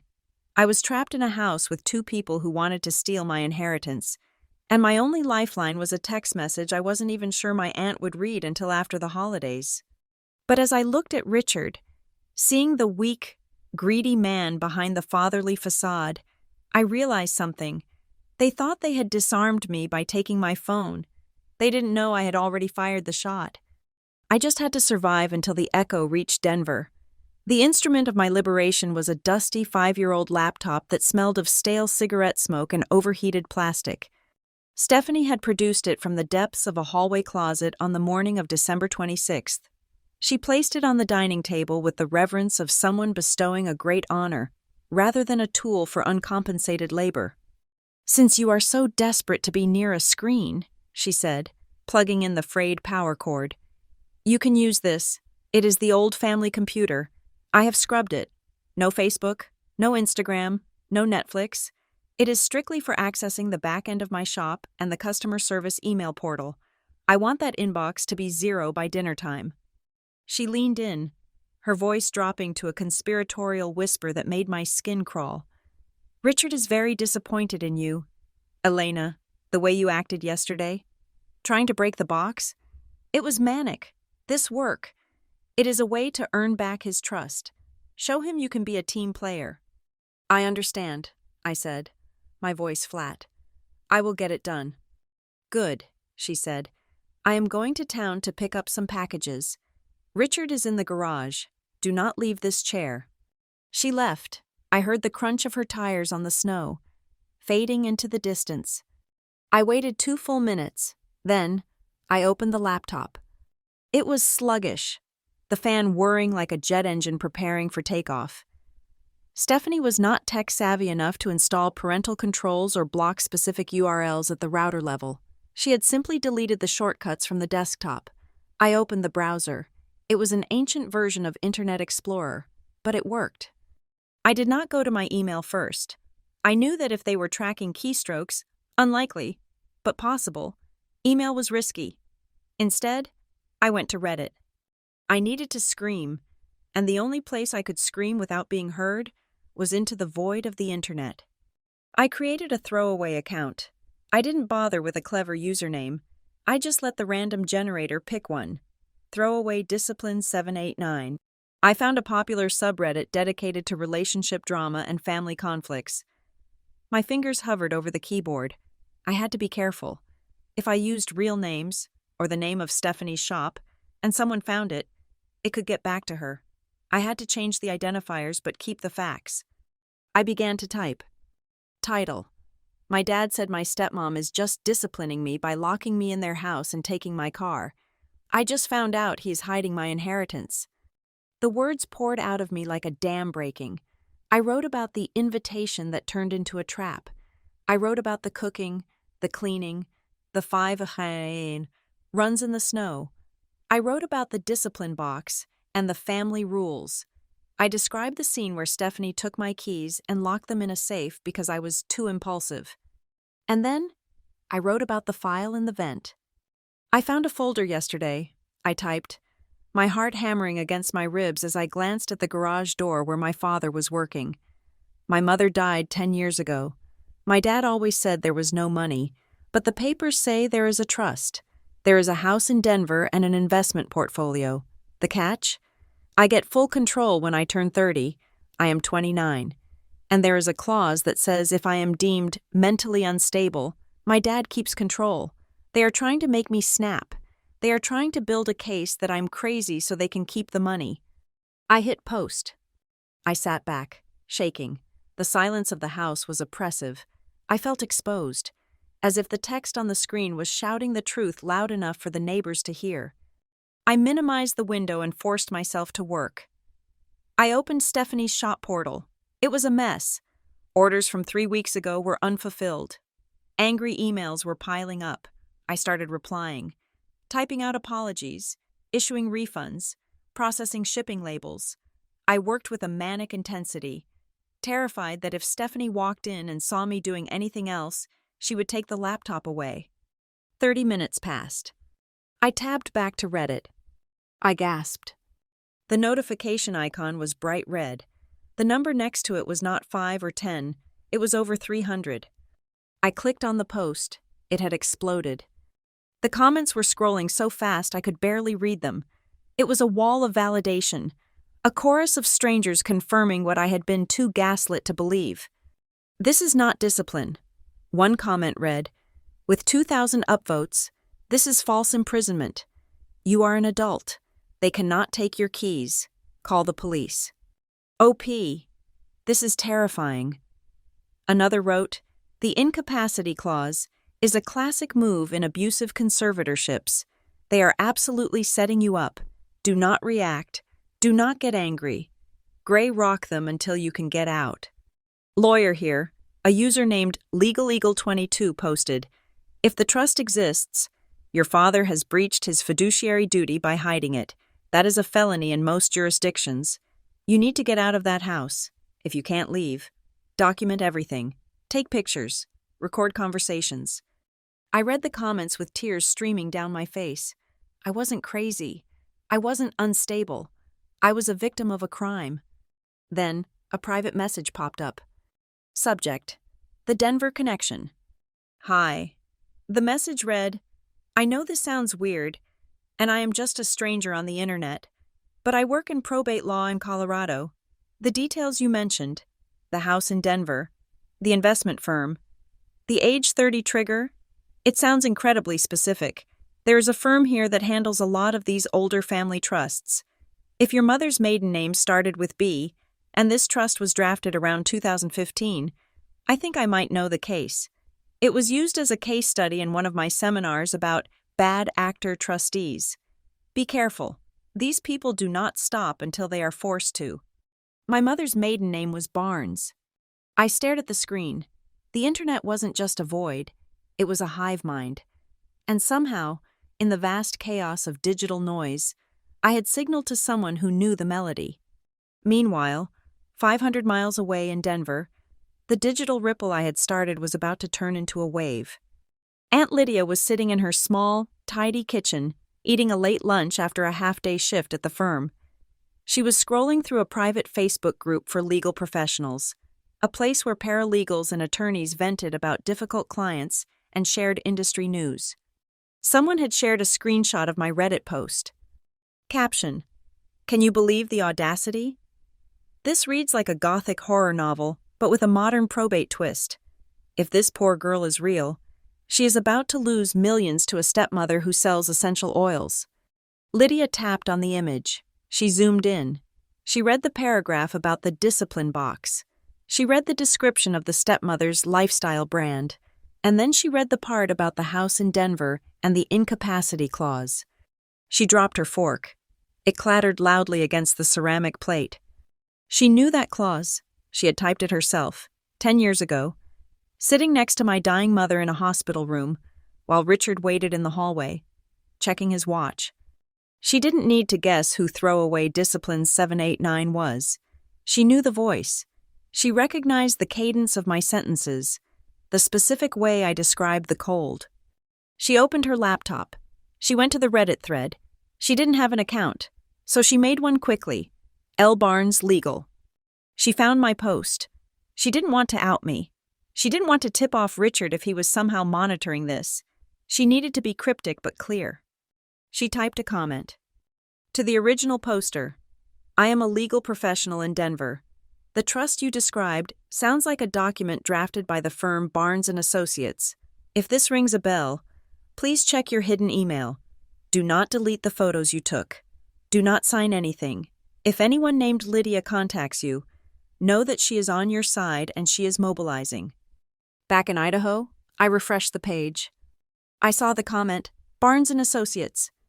My breath hitched. It was her. It was really her. She had seen the text I sent from the bathroom. She had seen the Reddit post. She was watching. The sound of the garage door opening jolted me back to reality. My father was coming inside. I quickly closed the Reddit tab. I opened the email portal and started typing a response to a customer named Karen, who was angry about a delayed shipment of scented candles. My fingers were flying, but my mind was racing. Richard walked into the kitchen. He was wiping grease from his hands with a rag. He looked at me, sitting hunched over the laptop. "Working hard?" he asked. "Yes," I said, not looking up. Stephanie was right. The inbox is a mess. I have cleared about 40 tickets so far. "Good," he said, walking over to the fridge. "See? It feels good to be productive, does not it? Better than posting selfies or whatever you do in the city." "Much better," I said, the lie tasting sweet on my tongue. "Stephanie will be happy," he said, popping the tab on a soda can. "She was really stressed about the business, you helping out. It goes a long way toward showing us you are ready to be part of the family again." "I just want to help," I said. The front door opened. Stephanie breezed in, carrying shopping bags. She looked flushed and triumphant. "You won't believe it," she announced, dumping the bags on the counter. "I just checked the sales dashboard on my phone while I was in line at the grocery store. We have had a spike. 12 new orders in the last hour. And no angry emails." She looked at me, beaming. "Elena, what did you do?" I had done nothing to generate sales. The spike was likely a coincidence. Or perhaps people from the Reddit thread had figured out the shop, though I had been careful, and were buying things out of morbid curiosity. Or maybe the algorithm had just picked up the activity. "I just answered the complaints," I said modestly. "People appreciate a quick response. It builds trust." "Trust?" Stephanie repeated, her eyes gleaming. "Yes, exactly. See, Richard? I told you. She just needed a little direction, a little discipline. Look at her now, solving problems instead of creating them." She walked over and patted my head, like I was a golden retriever that had finally learned to sit. "Keep it up," she said. "If you clear the inbox by tonight, maybe we will let you watch a movie with us. A family movie. No phones. Of course." "Of course," I said. They left the room to unpack the groceries, chatting excitedly about the turnaround of the business. They had no idea. They had absolutely no clue that while they were celebrating 12 orders of overpriced soap, a digital army of thousands was dissecting their crimes, analyzing their legal exposure, and rooting for their destruction. I waited until they were distracted. I opened an incognito window one last time. I logged into my personal email, the one I used for banking, the one Stephanie didn't know about. There was one new email. Sender, Lydia Barnes. Subject, a subject. Elena. I saw the post. I saw the photos you sent earlier. You are brave. You are smart. I am currently drafting an affidavit. I have contacted a colleague in Idaho. We are going to a judge tomorrow morning to seek an emergency injunction. We are going to argue that Richard is in breach of the trust and that you are being held against your will. Do not let them know you know. Keep playing the part. Be the dutiful daughter. Eat their food. Do their chores. Smile. I am coming to get you. I will be there before the snow stops. Delete this immediately. Aunt Lydia. I read the email twice, then I hit delete. Then I went to the trash folder and emptied it. I closed the browser. I went back to the customer service portal. Dear valued customer, I typed. Thank you for your patience. We are currently undergoing some internal restructuring. I almost laughed. Internal restructuring was one way to put it. I looked out the window. The sky was a heavy, slate gray, promising more snow. The driveway was still blocked. The nearest neighbor was a mile away. I was still locked in. I still didn't have my keys or my phone. But the panic that had been gripping my throat for 2 days began to loosen. It was replaced by a cold, sharp determination. I wasn't a victim anymore. I was a mole. I was an undercover operative in my own life. Stephanie walked back into the kitchen, humming a Christmas carol. "How are we doing? Discipline?" she asked playfully. I looked at her. I really looked at her. I saw the insecurity masked by control. I saw the greed masked by piety. And I saw a woman who was about to lose everything because she underestimated the person she was trying to break.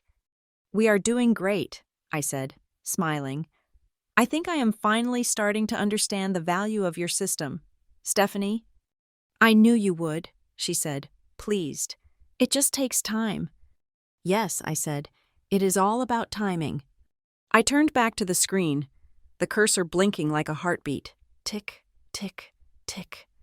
The storm was coming, and for the first time, I wasn't afraid of the cold. I was the one bringing the frost. While I was in Idaho frantically typing customer service emails to buy my freedom. A very different kind of work was being done 500 miles away in Denver. I did not witness this part of the story as it happened, but I have since reconstructed it from court transcripts, sworn affidavits, and the precise, terrifyingly organized memory of my Aunt Lydia. If Stephanie's weapon was emotional manipulation, Lydia's weapon was paper. Specifically, 24-pound bond paper, watermarked and legal-sized. It was late afternoon on the 26th of December. Most law offices were closed for the holidays, dark and empty, but the offices of Barnes & Associates were not entirely dark. In a corner office on the 14th floor, a single desk lamp was burning. Lydia Barnes was not dealing with a client crisis. She was dealing with a ghost. She stood by the high-speed printer, watching it spit out page after page of a document she had not looked at in nearly a decade. The Claire Ward Family Trust. Lydia had drafted this trust herself. Sitting by my mother's hospital bed while the chemo machines beeped a rhythmic, dying countdown, my mother, Claire, had been weak, but her mind had been sharp. She had known 2 things for certain. First, that she was going to die, and second, that Richard, despite his charm, was a man who viewed money as a toy and family as an audience. Lydia picked up the fresh stack of warm paper. She flipped to Article 7, Section C. This was the poison pill my mother had planted, the landmine Richard had forgotten about because he had been too busy looking at the bottom line. The clause was specific. It stated that while Richard was the trustee with the power to manage the assets, any real estate purchased using funds from the trust, even as a down payment, was subject to the safe harbor provision. This provision dictated that the home must remain a safe, accessible, and non-restrictive environment for the beneficiary, me. Lydia ran her finger over the text. If the trustee restricts the beneficiary's access to the property, or uses the property to confine, coerce, or unduly influence the beneficiary, the trust's interest in said property immediately converts to a senior lien, and the trustee is removed for cause. Richard thought the house in Idaho was his. He thought he had bought it with family money. He had conveniently forgotten that the family money was actually a $200,000 withdrawal from my mother's investment account, a withdrawal Lydia had authorized only because it was supposedly for a family home. By locking me in that house, by taking my keys, by turning the home into a prison. Richard had not just been a bad father, he had violated the foundational covenant of the mortgage deed held by the trust. He had just handed Lydia the keys to the kingdom, and he did not even know it. Lydia moved to her desk. She had 3 things in front of her. First, the trust document. Second, the blurry, dimly lit photos I had sent from the bathroom, showing the hidden file and the dates. Third, a printout of the Reddit thread from Throwaway Discipline 789. To a layperson, the Reddit thread was just internet gossip.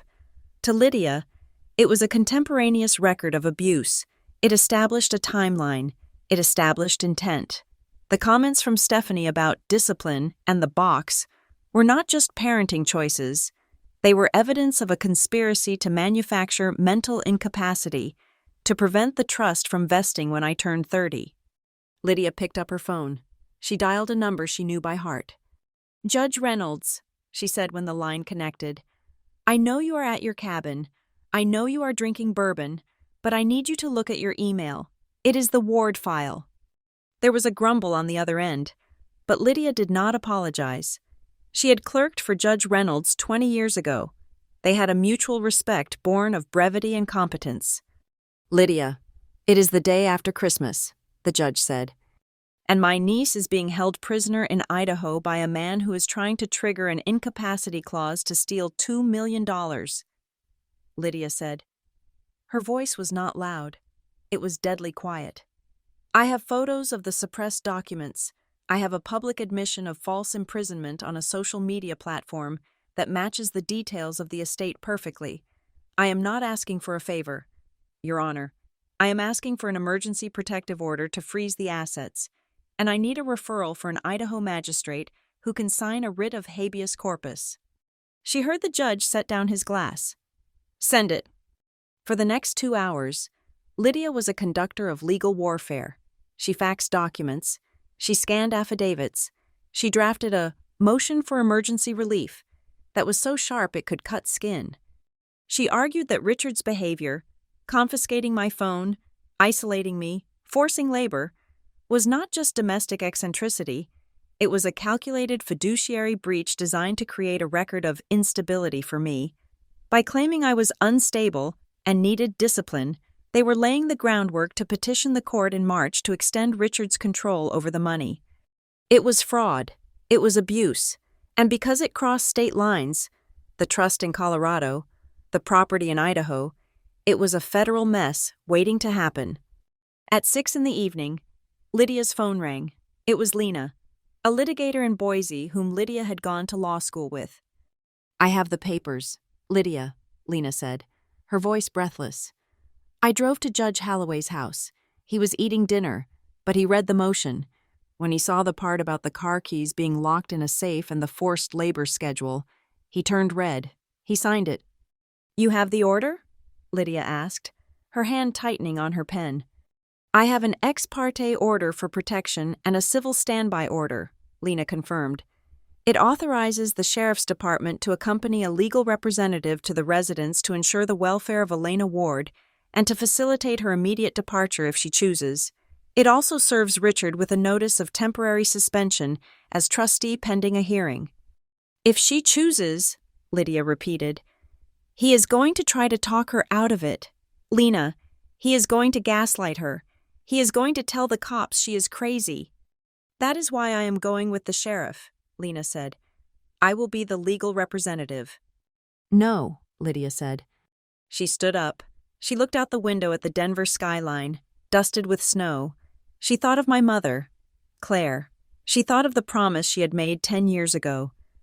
A promise to watch over me that she had let slide because I seemed so independent, so capable. She realized now that my independence had been the very thing that made me vulnerable to this specific kind of predator. "You meet the sheriff, Lena," Lydia said. "But you are not going alone. I am coming." "Lydia, the roads are terrible. It is a 10-hour drive, or a flight in a rental car in a blizzard." "Then I will buy chains," Lydia said. "I am booking the next flight to Boise. Pick me up at the airport. We go to the house together." "You are taking this personally," Lena warned. "It is personal," Lydia snapped. "He stole my sister's money. Now he is stealing her daughter. I am not just sending a process server. I am delivering the eviction notice myself." She hung up. She spent the next 10 minutes packing her briefcase. She did not pack clothes. She did not pack toiletries. She packed the original signed copy of the trust. She packed the death certificate of my mother.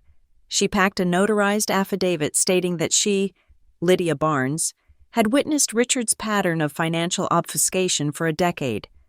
She paused only once. She opened the secret email account one last time to send me a message. Hold tight. She didn't know if I would get it. She didn't know if Stephanie had taken the laptop away, but she had to send it into the ether, a prayer in binary code. She put on her heavy wool coat. She walked out of the office, turning off the single lamp. The printer was still warm. At the airport, the crowds were chaotic. Families were arguing near the check-in counters. People were sleeping on their luggage, and the announcement board was a sea of red delayed text. Lydia did not panic. She walked to the counter with the focus of a heat-seeking missile. She used her miles, her status, and a tone of voice that made the gate agent straighten his tie to get the last seat on the last flight out to Boise.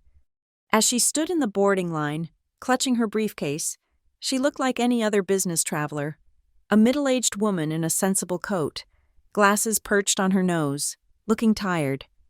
But inside that briefcase was a bomb. It was a legal bomb labeled, "In the matter of the Ward Family Trust," and she was flying straight into the heart of the storm to detonate it right in Richard's living room. She looked at her phone. The Reddit thread was still active. A new comment had appeared from a stranger. "I hope this girl gets out. I hope someone is coming for her." Lydia typed a single reply, her thumb hovering over the screen before hitting send. "We are coming." She boarded the plane. She declined the drink service. She did not sleep. For the entire 2-hour flight, she stared out the black window at the clouds below, rehearsing exactly what she was going to say to Stephanie when the door opened. She was not going to yell. She was not going to scream. She was going to use the words that terrified people like Richard and Stephanie more than any physical threat. Breach of contract, misappropriation of funds, false imprisonment. And the sweetest one of all, immediate removal. The plane began its descent into the dark, snowy landscape of Idaho. Lydia tightened her grip on the handle of her bag. The discipline was about to end. The audit was about to begin. The evening of December 26th was not a festive occasion. It was an execution of my autonomy, staged with the terrifying banality of a suburban dinner party. At 7 o'clock, Stephanie came to my room. She did not knock. She simply opened the door and laid a garment on the bed. It was a gray wool dress, high-necked and long-sleeved, something that looked like it belonged to a governess from a bleak 19th century novel. "Put this on," she said, her voice devoid of the earlier cheerfulness she had displayed when discussing her sales figures. "We are holding a ceremony of renewal downstairs. Richard wants everyone looked presentable. No leggings, no pajamas. We are starting the year fresh, and that means we treat this with the solemnity it deserves. I am not putting on a costume for you, Stephanie," I said, sitting on the edge of the bed. "It is not a costume," she replied, smoothing the fabric with her hand. "It is respectful attire, and if you want to eat dinner tonight, you will wear it. Richard is waiting." She left the door open. I put on the dress. It was itchy and a size too large, hanging off my frame in a way that made me feel small and shapeless. I walked down the stairs, the wood creaking under my feet in the silent house. The living room had been rearranged. The coffee table was pushed aside. My father's heavy leather armchair was positioned in the center of the rug, facing the fireplace like a throne. Stephanie had placed a straight-backed wooden chair from the dining room directly in front of him. Richard was sitting in the armchair. He was wearing a suit jacket over his sweater, and he held a glass of scotch in his hand. He looked tired. His face was gray, the lines around his mouth deep and etched with a mixture of fatigue and something that looked painfully like shame, though he refused to meet my eyes. Stephanie stood by the fireplace, holding a clipboard. She was wearing a black dress and pearls, looking for all the world like she was presiding over a board meeting or a funeral. "Sit," she commanded, pointing to the wooden chair. I sat. My hands were cold. I clasped them in my lap to stop them from shaking. "We are here to establish the new order," Stephanie began, her voice echoing slightly in the high-ceilinged room. "The past few days have shown us that the old ways are not working, Elena. You have been resistant. You have been deceitful. You have tried to undermine the authority of this household. Tonight, we clear the air. Tonight, we acknowledge your failures so we can move past them." She handed me a sheet of paper. "Read this," she said, aloud, "to your father." I took the paper. It was typed. The header read, "Acknowledgement of faults." "I am not reading this," I said, my voice trembling. "Read it," Richard said from his chair. His voice was low, a rumble of defeated authority.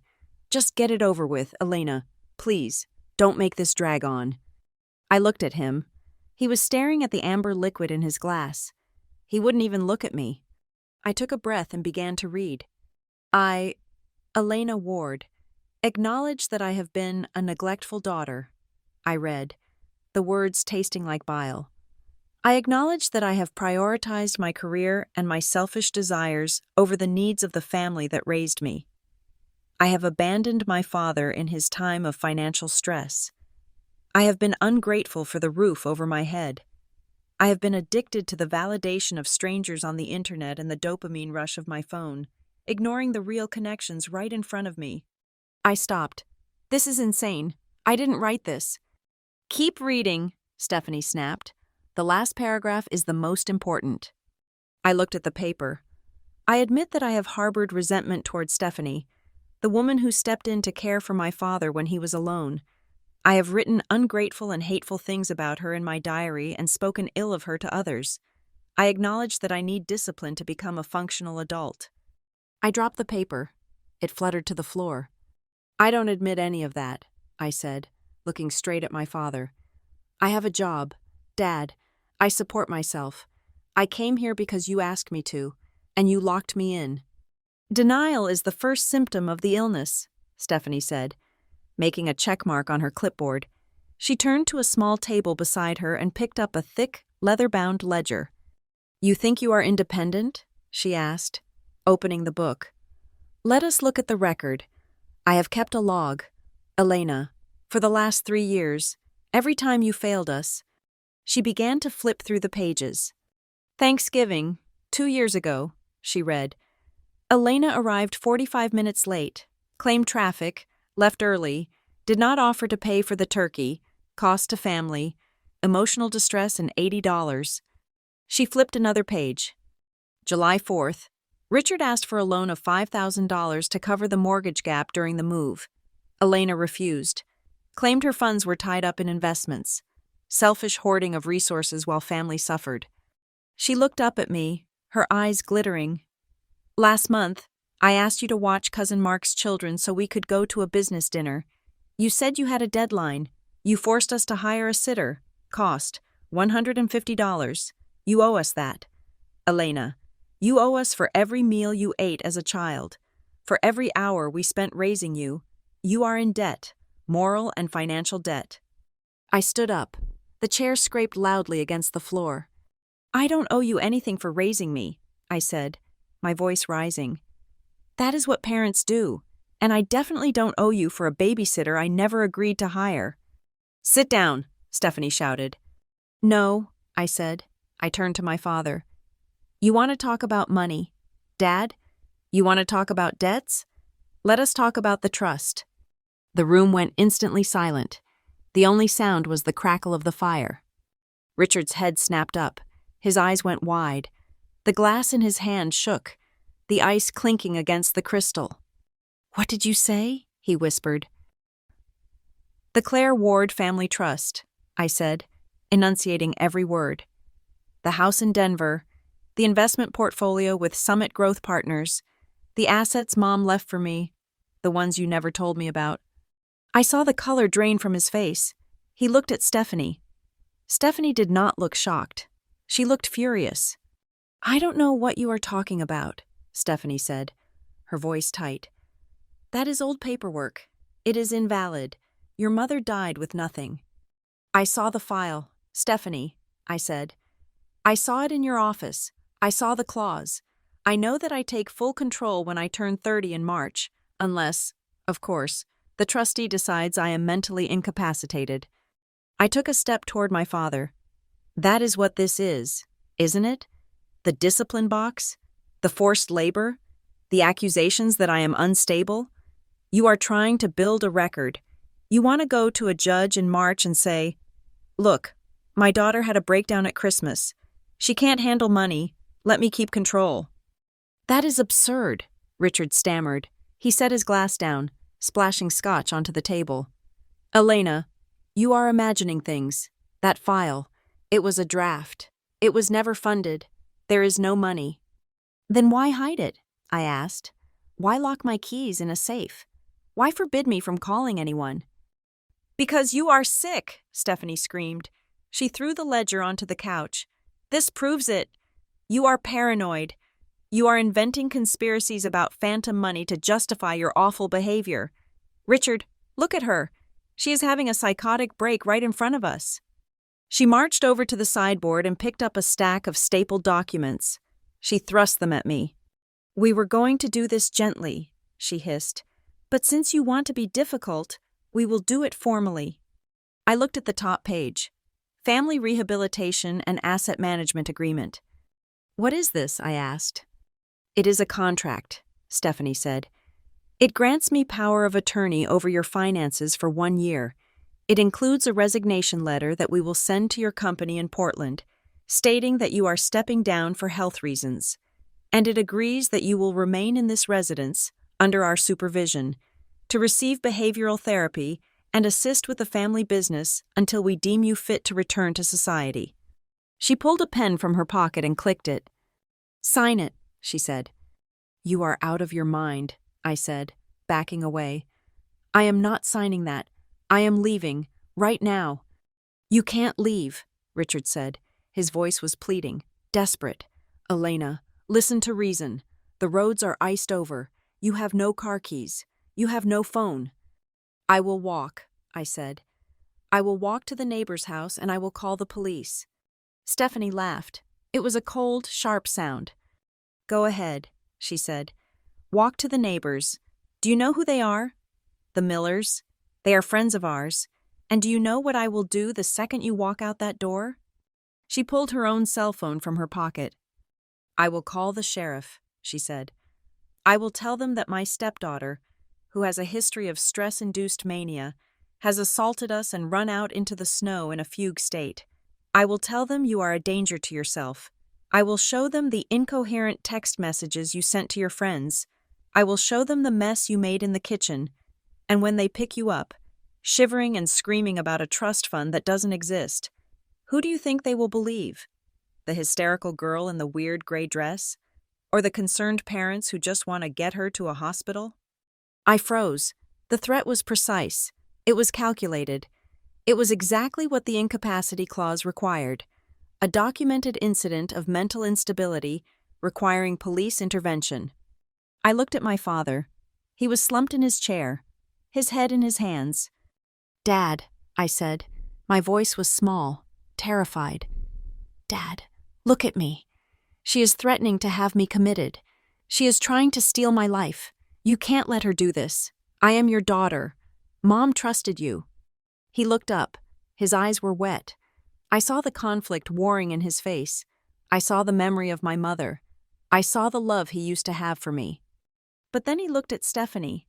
He looked at her rage, her strength, her absolute dominance over his world.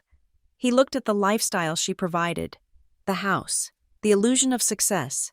He was a weak man, and weak men always choose the path of least resistance. He took a deep breath. He hardened his jaw. "Elena," he said, "you are making a scene." "Dad?" "Stephanie is right," he said, his voice flat and dead. "You are not well. You are obsessing over money that isn't yours. You need help. We are trying to give you help." "You are lying," I whispered. "You know the trust is real." "There is no trust," he shouted, slamming his hand on the armrest. "Stop saying that. There is only this family, and you are destroying it." He stood up, looming over me, his face twisted with the effort of his own betrayal. "Sign the paper, Elena. Do what Stephanie says. Stop fighting us."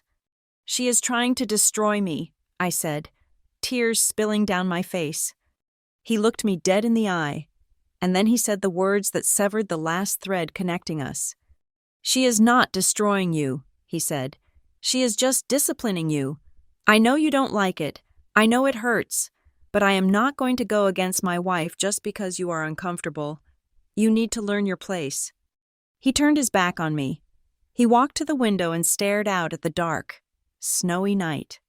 Sign it, he said to the glass, or we make the call. I stood there, paralyzed. The room felt like it was shrinking. The fire was too hot. The gray dress felt like a straitjacket. I looked at the contract on the table.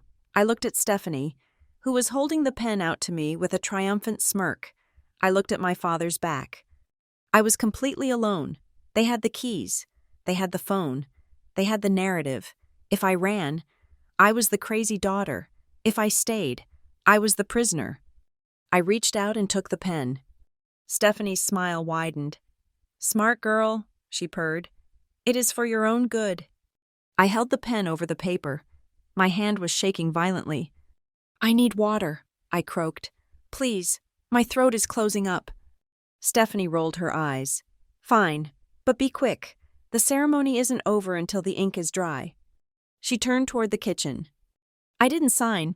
I didn't drink water.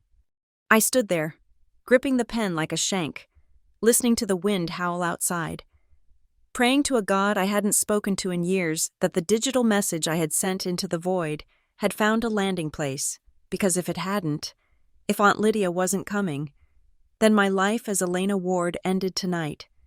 And looking at my father's back, I realized that as far as he was concerned, she was already dead. The silence in the living room was absolute, a pressurized vacuum that threatened to implode my lungs. I stood there, the cheap plastic pen hovering over the signature line of the document that would sign away my freedom. My father's back was turned to me, a wall of gray wool and cowardice. Stephanie's face was a mask of expectant triumph, her eyes fixed on the tip of the pen like a predator watching a trap spring shut. Then the doorbell rang. It was not a polite chime. It was a long, insistent press that echoed through the high ceilings of the house like a shout. The sound shattered the tableau. I dropped the pen. It clattered loudly onto the hardwood floor, rolling under the table. Stephanie flinched, her head snapping toward the hallway. The triumph on her face was replaced by a flash of annoyance. "Who on earth is that?" she hissed, checking the expensive watch on her wrist. "It is nearly 8 at night. It is probably those carolers again. I told them to skip this house." "Ignore it," Richard said, not turning around from the window. "They will go away. Elena, pick up the pen." The doorbell rang again. 3 sharp, rapid blasts.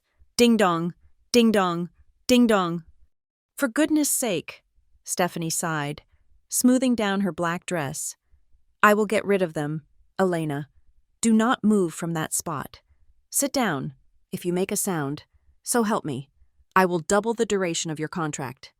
"Sit down, Elena," Richard repeated, his voice weary. "Don't cause a scene." I sank onto the hard wooden chair, my heart hammering a frantic rhythm against my ribs. I stared at the front door. Visible through the archway of the living room, I saw Stephanie march to the door, her heels clicking aggressively on the tile. She composed her face into a mask of polite condescension, prepared to scold a neighbor or dismiss a solicitor. She unlocked the deadbolt. She swung the door open. "We are not interested in," she began. She stopped. She stepped back, her hand flying to her throat. A blast of freezing air swept into the house, carrying with it the scent of snow and exhaust. Standing on the porch, framed by the swirling white flakes, was a figure in a heavy charcoal trench coat. She was not tall, but she projected a silhouette of absolute, immovable force. It was Aunt Lydia. Her face was pale from the cold, but her eyes were burning with a terrifying, cold intelligence. She was not alone. Behind her, blocking the view of the driveway, was a uniformed sheriff's deputy, his hand resting casually on his belt. Next to him stood a woman I did not recognize, holding a thick leather briefcase. "Lydia?" Stephanie's voice cracked. It was high and thin, stripped of its usual syrup. Lydia did not smile. She did not say hello. She stepped across the threshold, forcing Stephanie to retreat further into the hallway. "Stephanie," Lydia said. Her voice was not loud, but it carried perfectly into the living room. "You need to step aside."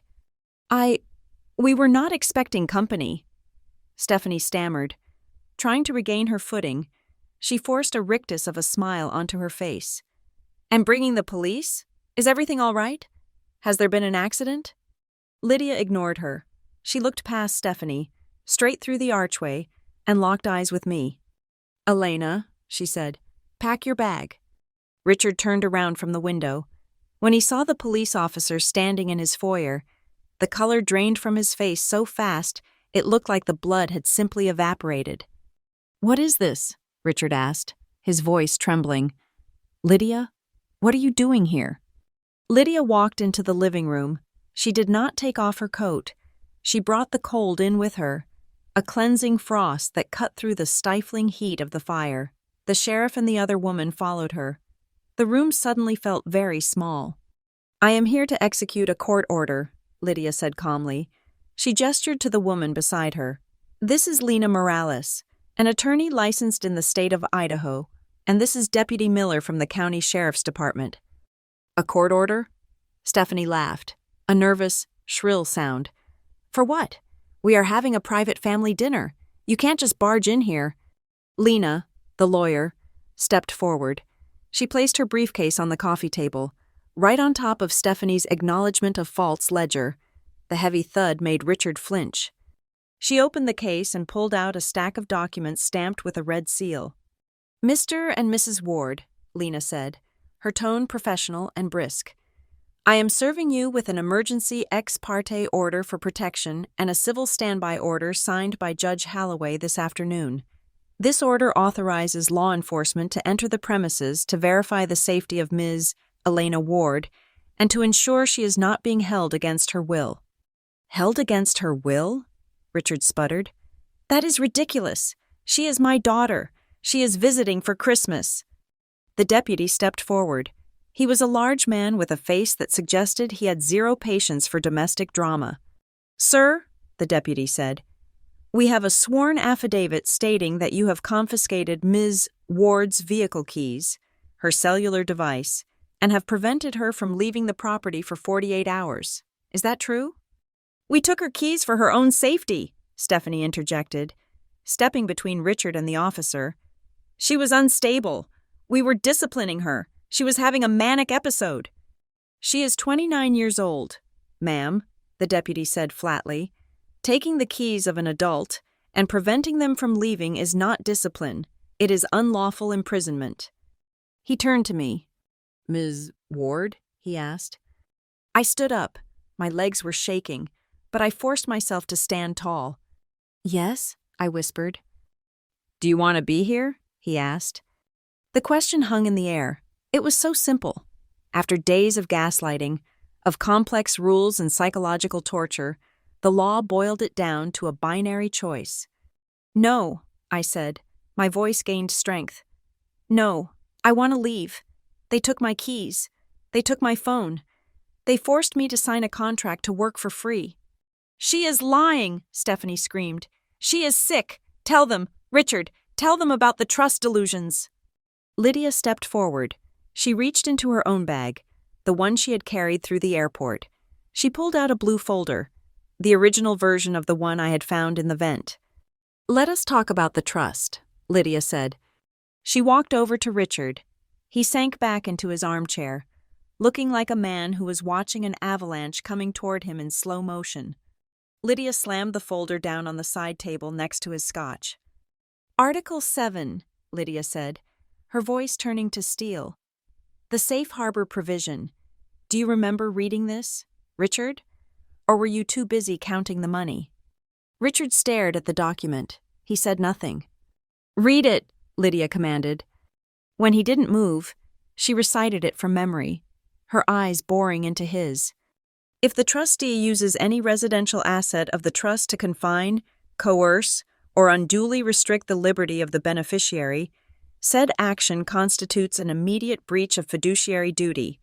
Upon such breach, the trustee is automatically removed for cause, and all assets, including the real property, transfer immediately to the control of the beneficiary, regardless of age.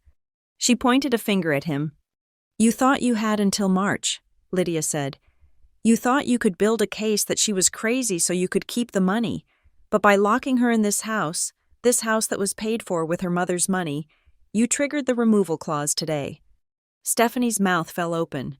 She looked from Lydia to Richard. Richard? She whispered. What is she talking about? What trust? You said the house was ours. Richard looked up at his wife. His eyes were hollow. It was supposed to be, he rasped. I thought I could handle it. You lied to me? Stephanie screeched. You told me we had equity. You told me this was our capital. It is not your capital, Lydia said coldly. It is Elena's house, and as the new acting trustee appointed by the court as of 3 hours ago, I am evicting you. The silence that followed was deafening. Stephanie looked at the luxurious living room, the roaring fire, the illusion of wealth she had wrapped herself in. It was dissolving before her eyes. This is a mistake, Stephanie said, her voice shaking with rage. You can't do this. I have a contract. Elena agreed to stay. She grabbed the paper I had been about to sign. She hasn't signed it, I said. I looked at the pen on the floor. And I never will. The deputy stepped forward again. Mr. Ward, Mrs. Ward, I need you to produce Ms. Ward's property immediately. Keys, phone, wallet, anything else you have confiscated. Stephanie stammered. I don't know where they are. They are in the wall safe in the master bedroom, I said clearly. Behind the painting of the sailboat. The deputy looked at Stephanie. Ma'am, open the safe. Now. Stephanie crossed her arms. I forget the code. If you do not open the safe, the deputy said, resting his hand on his handcuffs, I will arrest you for theft and obstruction of justice, and we will have a locksmith drill it open while you sit in the back of my cruiser. Your choice. Stephanie looked at Richard for help, but Richard was gone. He was staring at the trust document, tracing his own signature from 10 years ago, lost in the realization of his own ruin. Fine, Stephanie spat. She spun on her heel and marched toward the bedroom. The deputy followed her. A minute later, they returned. The deputy was holding my keys, my wallet, and my phone. He handed them to me. The weight of the keys in my hand felt heavier than lead. They felt like oxygen. I clutched them so hard the metal bit into my palm. Is there anything else? The deputy asked me. My clothes, I said. My laptop is in my bag upstairs. Go get them, Lydia said gently. We will wait right here. I ran up the stairs. I tore off the gray wool dress and threw it on the floor. I pulled on my jeans, my sweater, my heavy boots. I shoved my things into my duffel bag. I didn't fold anything. I just wanted out. When I came back down, the living room was silent. Richard was still in the chair. Stephanie was standing by the fireplace, her arms crossed, glaring at the floor. Lydia was waiting by the door. I walked over to my father. He looked up. He looked old. He looked pathetic. Elena, he said. His voice was a broken whisper. Stephanie said it was for the best. We just wanted you to be disciplined. We wanted you to be tough. You wanted a servant, I said, and you wanted my money. No, he said, reaching out a hand. No, sweetie, I am your dad. I looked at his hand. I didn't take it. My dad would have protected me, I said. You just watched. I turned away. Let us go, I said to Lydia. Lydia nodded. She opened the door. The cold wind rushed in again, but this time, it didn't feel biting. It felt clean. We walked out onto the porch. The snow had stopped falling, leaving the world covered in a pristine white blanket. The deputy and the lawyer followed us. Ms. Ward, the deputy said as we reached the driveway, if they try to contact you, or if they come near you, call us. The order is in effect for 14 days, and your lawyer can file for an extension. Thank you, I said. I walked to my car. It was buried under snow, but I didn't care. I brushed off the door handle. I unlocked it. The sound of the mechanism clicking open was the most beautiful sound I had ever heard. Lydia walked over to me. She placed a hand on my shoulder. She was holding the blue folder, the trust, against her chest. "You okay?" she asked. "I will be," I said. I looked back at the house. The lights were still on. It looked warm and inviting from the outside. A perfect Christmas card. But I knew it was a hollow shell, rotting from the inside out. "Did you really fly here tonight?" I asked. "On Christmas?" "Your mother made me promise to watch out for you," Lydia said, her breath misting in the air. I was a little late on the upkeep, but I wasn't going to miss the deadline. She opened the passenger door of her rental car. "Follow me to the hotel in town," she said. "We will get a warm meal, and tomorrow, we start the paperwork to transfer the title." "The title to what?" I asked. "To everything," she said. "The house, the investments. It is all yours, Elena. It always was." I got into my car. I turned the key. The engine roared to life. I looked at the house one last time. I saw a shadow move in the living room window. Stephanie, probably, pacing in her cage of debt and lies. I put the car in reverse. I backed out of the driveway, leaving tracks in the perfect snow. I didn't feel sad. I didn't feel guilty. I felt a strange, cold clarity. They had wanted to teach me discipline. They had wanted to teach me the value of consequences. As I followed Lydia's taillights down the dark road, leaving my father and stepmother behind in a house they no longer owned, I realized they had succeeded. They had taught me exactly how to use my power, and now I was going to use it to ensure they never controlled anyone ever again. The hearing took place 3 weeks later in a courtroom that smelled of floor wax and stale coffee, a scent that was infinitely preferable to the cinnamon and pine air freshener of my father's house. The legal machinery that Aunt Lydia had set in motion did not grind slowly. It moved with the terrifying speed of a guillotine. We sat on the left side of the aisle. Aunt Lydia was next to me, wearing a navy suit that looked like armor. Beside her was Lena Morales, the Idaho attorney, who had a stack of files 3 inches thick.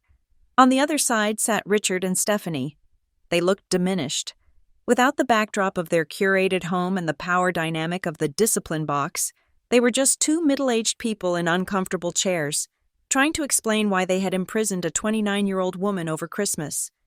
The proceedings were brutal in their clarity. Lydia and Lena did not rely on emotion. They relied on data. They presented the court with the timeline. Exhibit A was the discipline schedule Stephanie had printed out, with its 5 a.m. wake-up calls and forced labor requirements. Exhibit B was the acknowledgement of faults I had been ordered to read. Exhibit C was the affidavit from the sheriff's deputy describing the confiscation of my keys and phone, and the threats made to have me committed if I tried to leave. And then, there was the Reddit thread. Lydia had printed the entire thing, thousands of comments long, including my own panicked posts from the bathroom. "Your Honor," Lena argued, standing tall at the podium, "this was not a family dispute. This was a calculated attempt to manufacture evidence of mental instability to trigger an incapacity clause in the Claire Ward Family Trust. The respondents used isolation, sleep deprivation, and financial coercion to break the beneficiary's will." Richard tried to speak. He stood up, wringing his hands, looking at the judge with pleading eyes. "Your Honor, please," he said. "I think this is being blown out of proportion. We were not trying to steal anything. I was just trying to teach my daughter some responsibility. She was adrift. She was obsessing over money. I was trying to discipline her into being a better adult. It was parenting." Judge Holloway, a man with white hair and a face carved from granite, looked over his spectacles at my father. "Mr. Ward," the judge said, his voice echoing in the silence. "Your daughter is 29 years old. She pays her own taxes. She lives in a different state. You do not get to discipline another adult by locking their keys in a safe and cutting off their communication with the outside world. That is not parenting. That is coercive control. And when you add the fact that you stood to gain financial control of a multi-million-dollar trust if she was deemed incompetent, it looks a lot less like love and a lot more like fraud. Stephanie let out a gasp, clutching her pearls. The judge turned his gaze to her. And Mrs. Ward, he continued, I have read your house rules. If I see another piece of paper like that associated with this family, I will refer this matter to the district attorney for criminal consideration regarding false imprisonment. Do I make myself clear? Yes, Your Honor, Stephanie whispered, her face burning a deep, humiliated red. The ruling was swift and absolute. The court found that Richard had breached his fiduciary duty as trustee. He was immediately removed. The control of the Claire Ward Family Trust was transferred to me, effective immediately, with Lydia appointed as my legal advisor for a probationary period of 1 year to ensure a smooth transition. Furthermore, the judge invoked the safe harbor provision Lydia had pointed out, because the Idaho house had been purchased with trust funds, and because Richard had used it to restrict my liberty. The title of the house was placed under the trust's administrative control.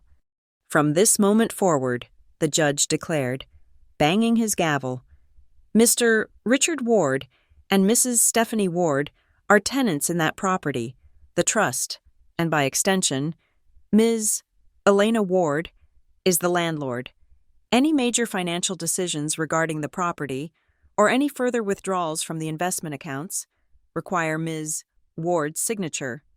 I looked across the aisle. Richard was staring at the table. His shoulders slumped.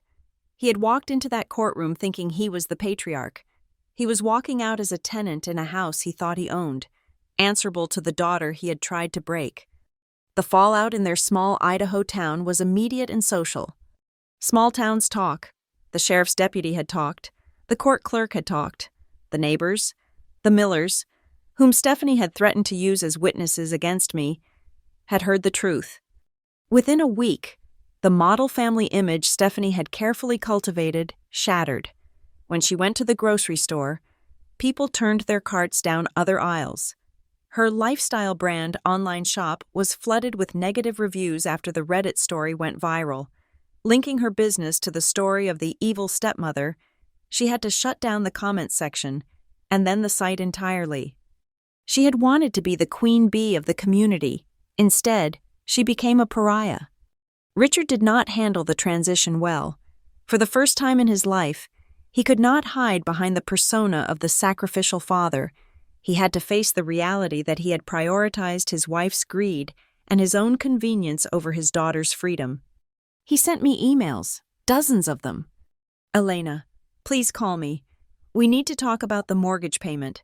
Elena, I am sorry things got out of hand. I really did think it was for the best. Elena, Stephanie is very depressed. Can we just put this behind us? I did not delete them. I read them, but I did not reply with the long, emotional paragraphs I used to write, begging for his approval. I replied like a landlord. Dear Richard, please direct all inquiries regarding the property maintenance to my attorney, Lydia Barnes. I require space and time to process the events of December. Do not contact me personally until I indicate I am ready. Sincerely, Elena. It was cold, it was detached, and it was the healthiest thing I had ever done. With the initial distribution from the trust, money that my mother had intended for me all along, I made changes. I did not quit my job. I loved my work, but I moved out of my small apartment. I rented a beautiful, light-filled loft in the Pearl District of Portland. It had high ceilings, huge windows, and a security system that I controlled. I paid off my student loans in a single afternoon. The feeling of seeing that balance hit zero was better than any family approval Richard could have ever given me. And I started therapy. Not the behavioral rehabilitation Stephanie had threatened me with, but real therapy. I sat on a couch and cried about the mother I had lost. I talked about the years of being the unpaid servant. I unpacked the guilt that had been programmed into me, the belief that saying no made me selfish. You were not unstable, my therapist told me during one particularly hard session. You were reacting normally to an abnormal amount of pressure. They tried to break you because you were the only one strong enough to see through them. Lydia became a constant presence in my life. She did not try to replace my mother, but she filled the space of elder kinswoman that I had been starving for. She flew to Portland once a month. We would drink wine, good wine, not the stuff Stephanie pretended to like, and she would tell me stories. She told me about how my mother had suspected Richard was weak with money even back in their 20s. She told me that the trust wasn't just a financial instrument, it was a failsafe. Claire knew, Lydia told me one rainy evening, looking at old photos. She told me, if I die, Richard will let a woman run his life, and he will use Elena to pay for it. She wrote that document to be a shield. Elena, it took 10 years to activate, but it worked. She saved you. I realized then that I had never really been alone, even when I was scrubbing floors in Idaho. My mother's love had been there, written in legal clauses and hidden in a ventilation duct, waiting for me to find it. In March, on my 30th birthday, the final transfer of assets occurred. I was now the full legal owner of the trust. I decided to close the circle. I went back to the Reddit thread that had saved me. I wrote a final update, this time under my own name. I am Elena Ward. I wrote, and I got out. I detailed the court ruling. I thanked the strangers who had validated my sanity when I was gaslit. I thanked the anonymous lawyer who had tipped off Lydia. I learned a hard lesson. I typed, discipline isn't about control. It is about having the strength to stand up for yourself, even when the people trying to knock you down are the ones who are supposed to hold you up. Boundaries are not selfish. They are legal. And if anyone tells you that you owe them your freedom because they raised you, show them the door, or in my case, show them the court order. The story went viral again, but this time I wasn't hiding. I owned it. 3 months later, on a crisp morning in April, I drove back to Idaho. I did not go to the house. I asked Richard to meet me at City Hall to sign the final papers clarifying the deed transfer. I walked into the conference room. Richard was sitting there alone. Stephanie had refused to come. She was too ashamed to face me. Richard looked older. His hair was thinner, and he wore a sweater that looked slightly frayed at the cuffs. "Hi, Dad," I said, sitting opposite him. "Elena," he said. He looked at me, really looked at me. I was wearing a tailored blazer. My hair was cut in a sharp bob, and I looked nothing like the girl in the gray wool dress. "You look good." "I am good," I said. I slid the papers across the table. "Sign here, please." He picked up the pen. His hand hesitated. "I just wanted you to be better," he said softly, the old excuse rising to the surface like a reflex. "I know it went wrong, but the intention, I just wanted you to have a good life. I wanted you to be strong." I watched him. I didn't feel anger anymore. I just felt a profound sense of pity. "You can want good things for your children without locking the door. Dad," I said calmly, "you can teach them strength without trying to break their spirit. You didn't want me to be strong. You wanted me to be compliant. There is a difference." He flinched. He looked down at the paper and signed his name. Richard Ward. He pushed the papers back to me. "Will you ever come home?" he asked. "To visit? Stephanie she is trying to change. We could try again. No rules this time." I put the papers in my bag. I stood up. "I have a home, Dad," I said. "It is in Portland. And as for visiting, the trust owns the house you live in. As long as you pay the rent on time and maintain the property, you won't hear from me. That is the boundary. That is the discipline." "Elena," he started, reaching out. "Goodbye, Richard," I said.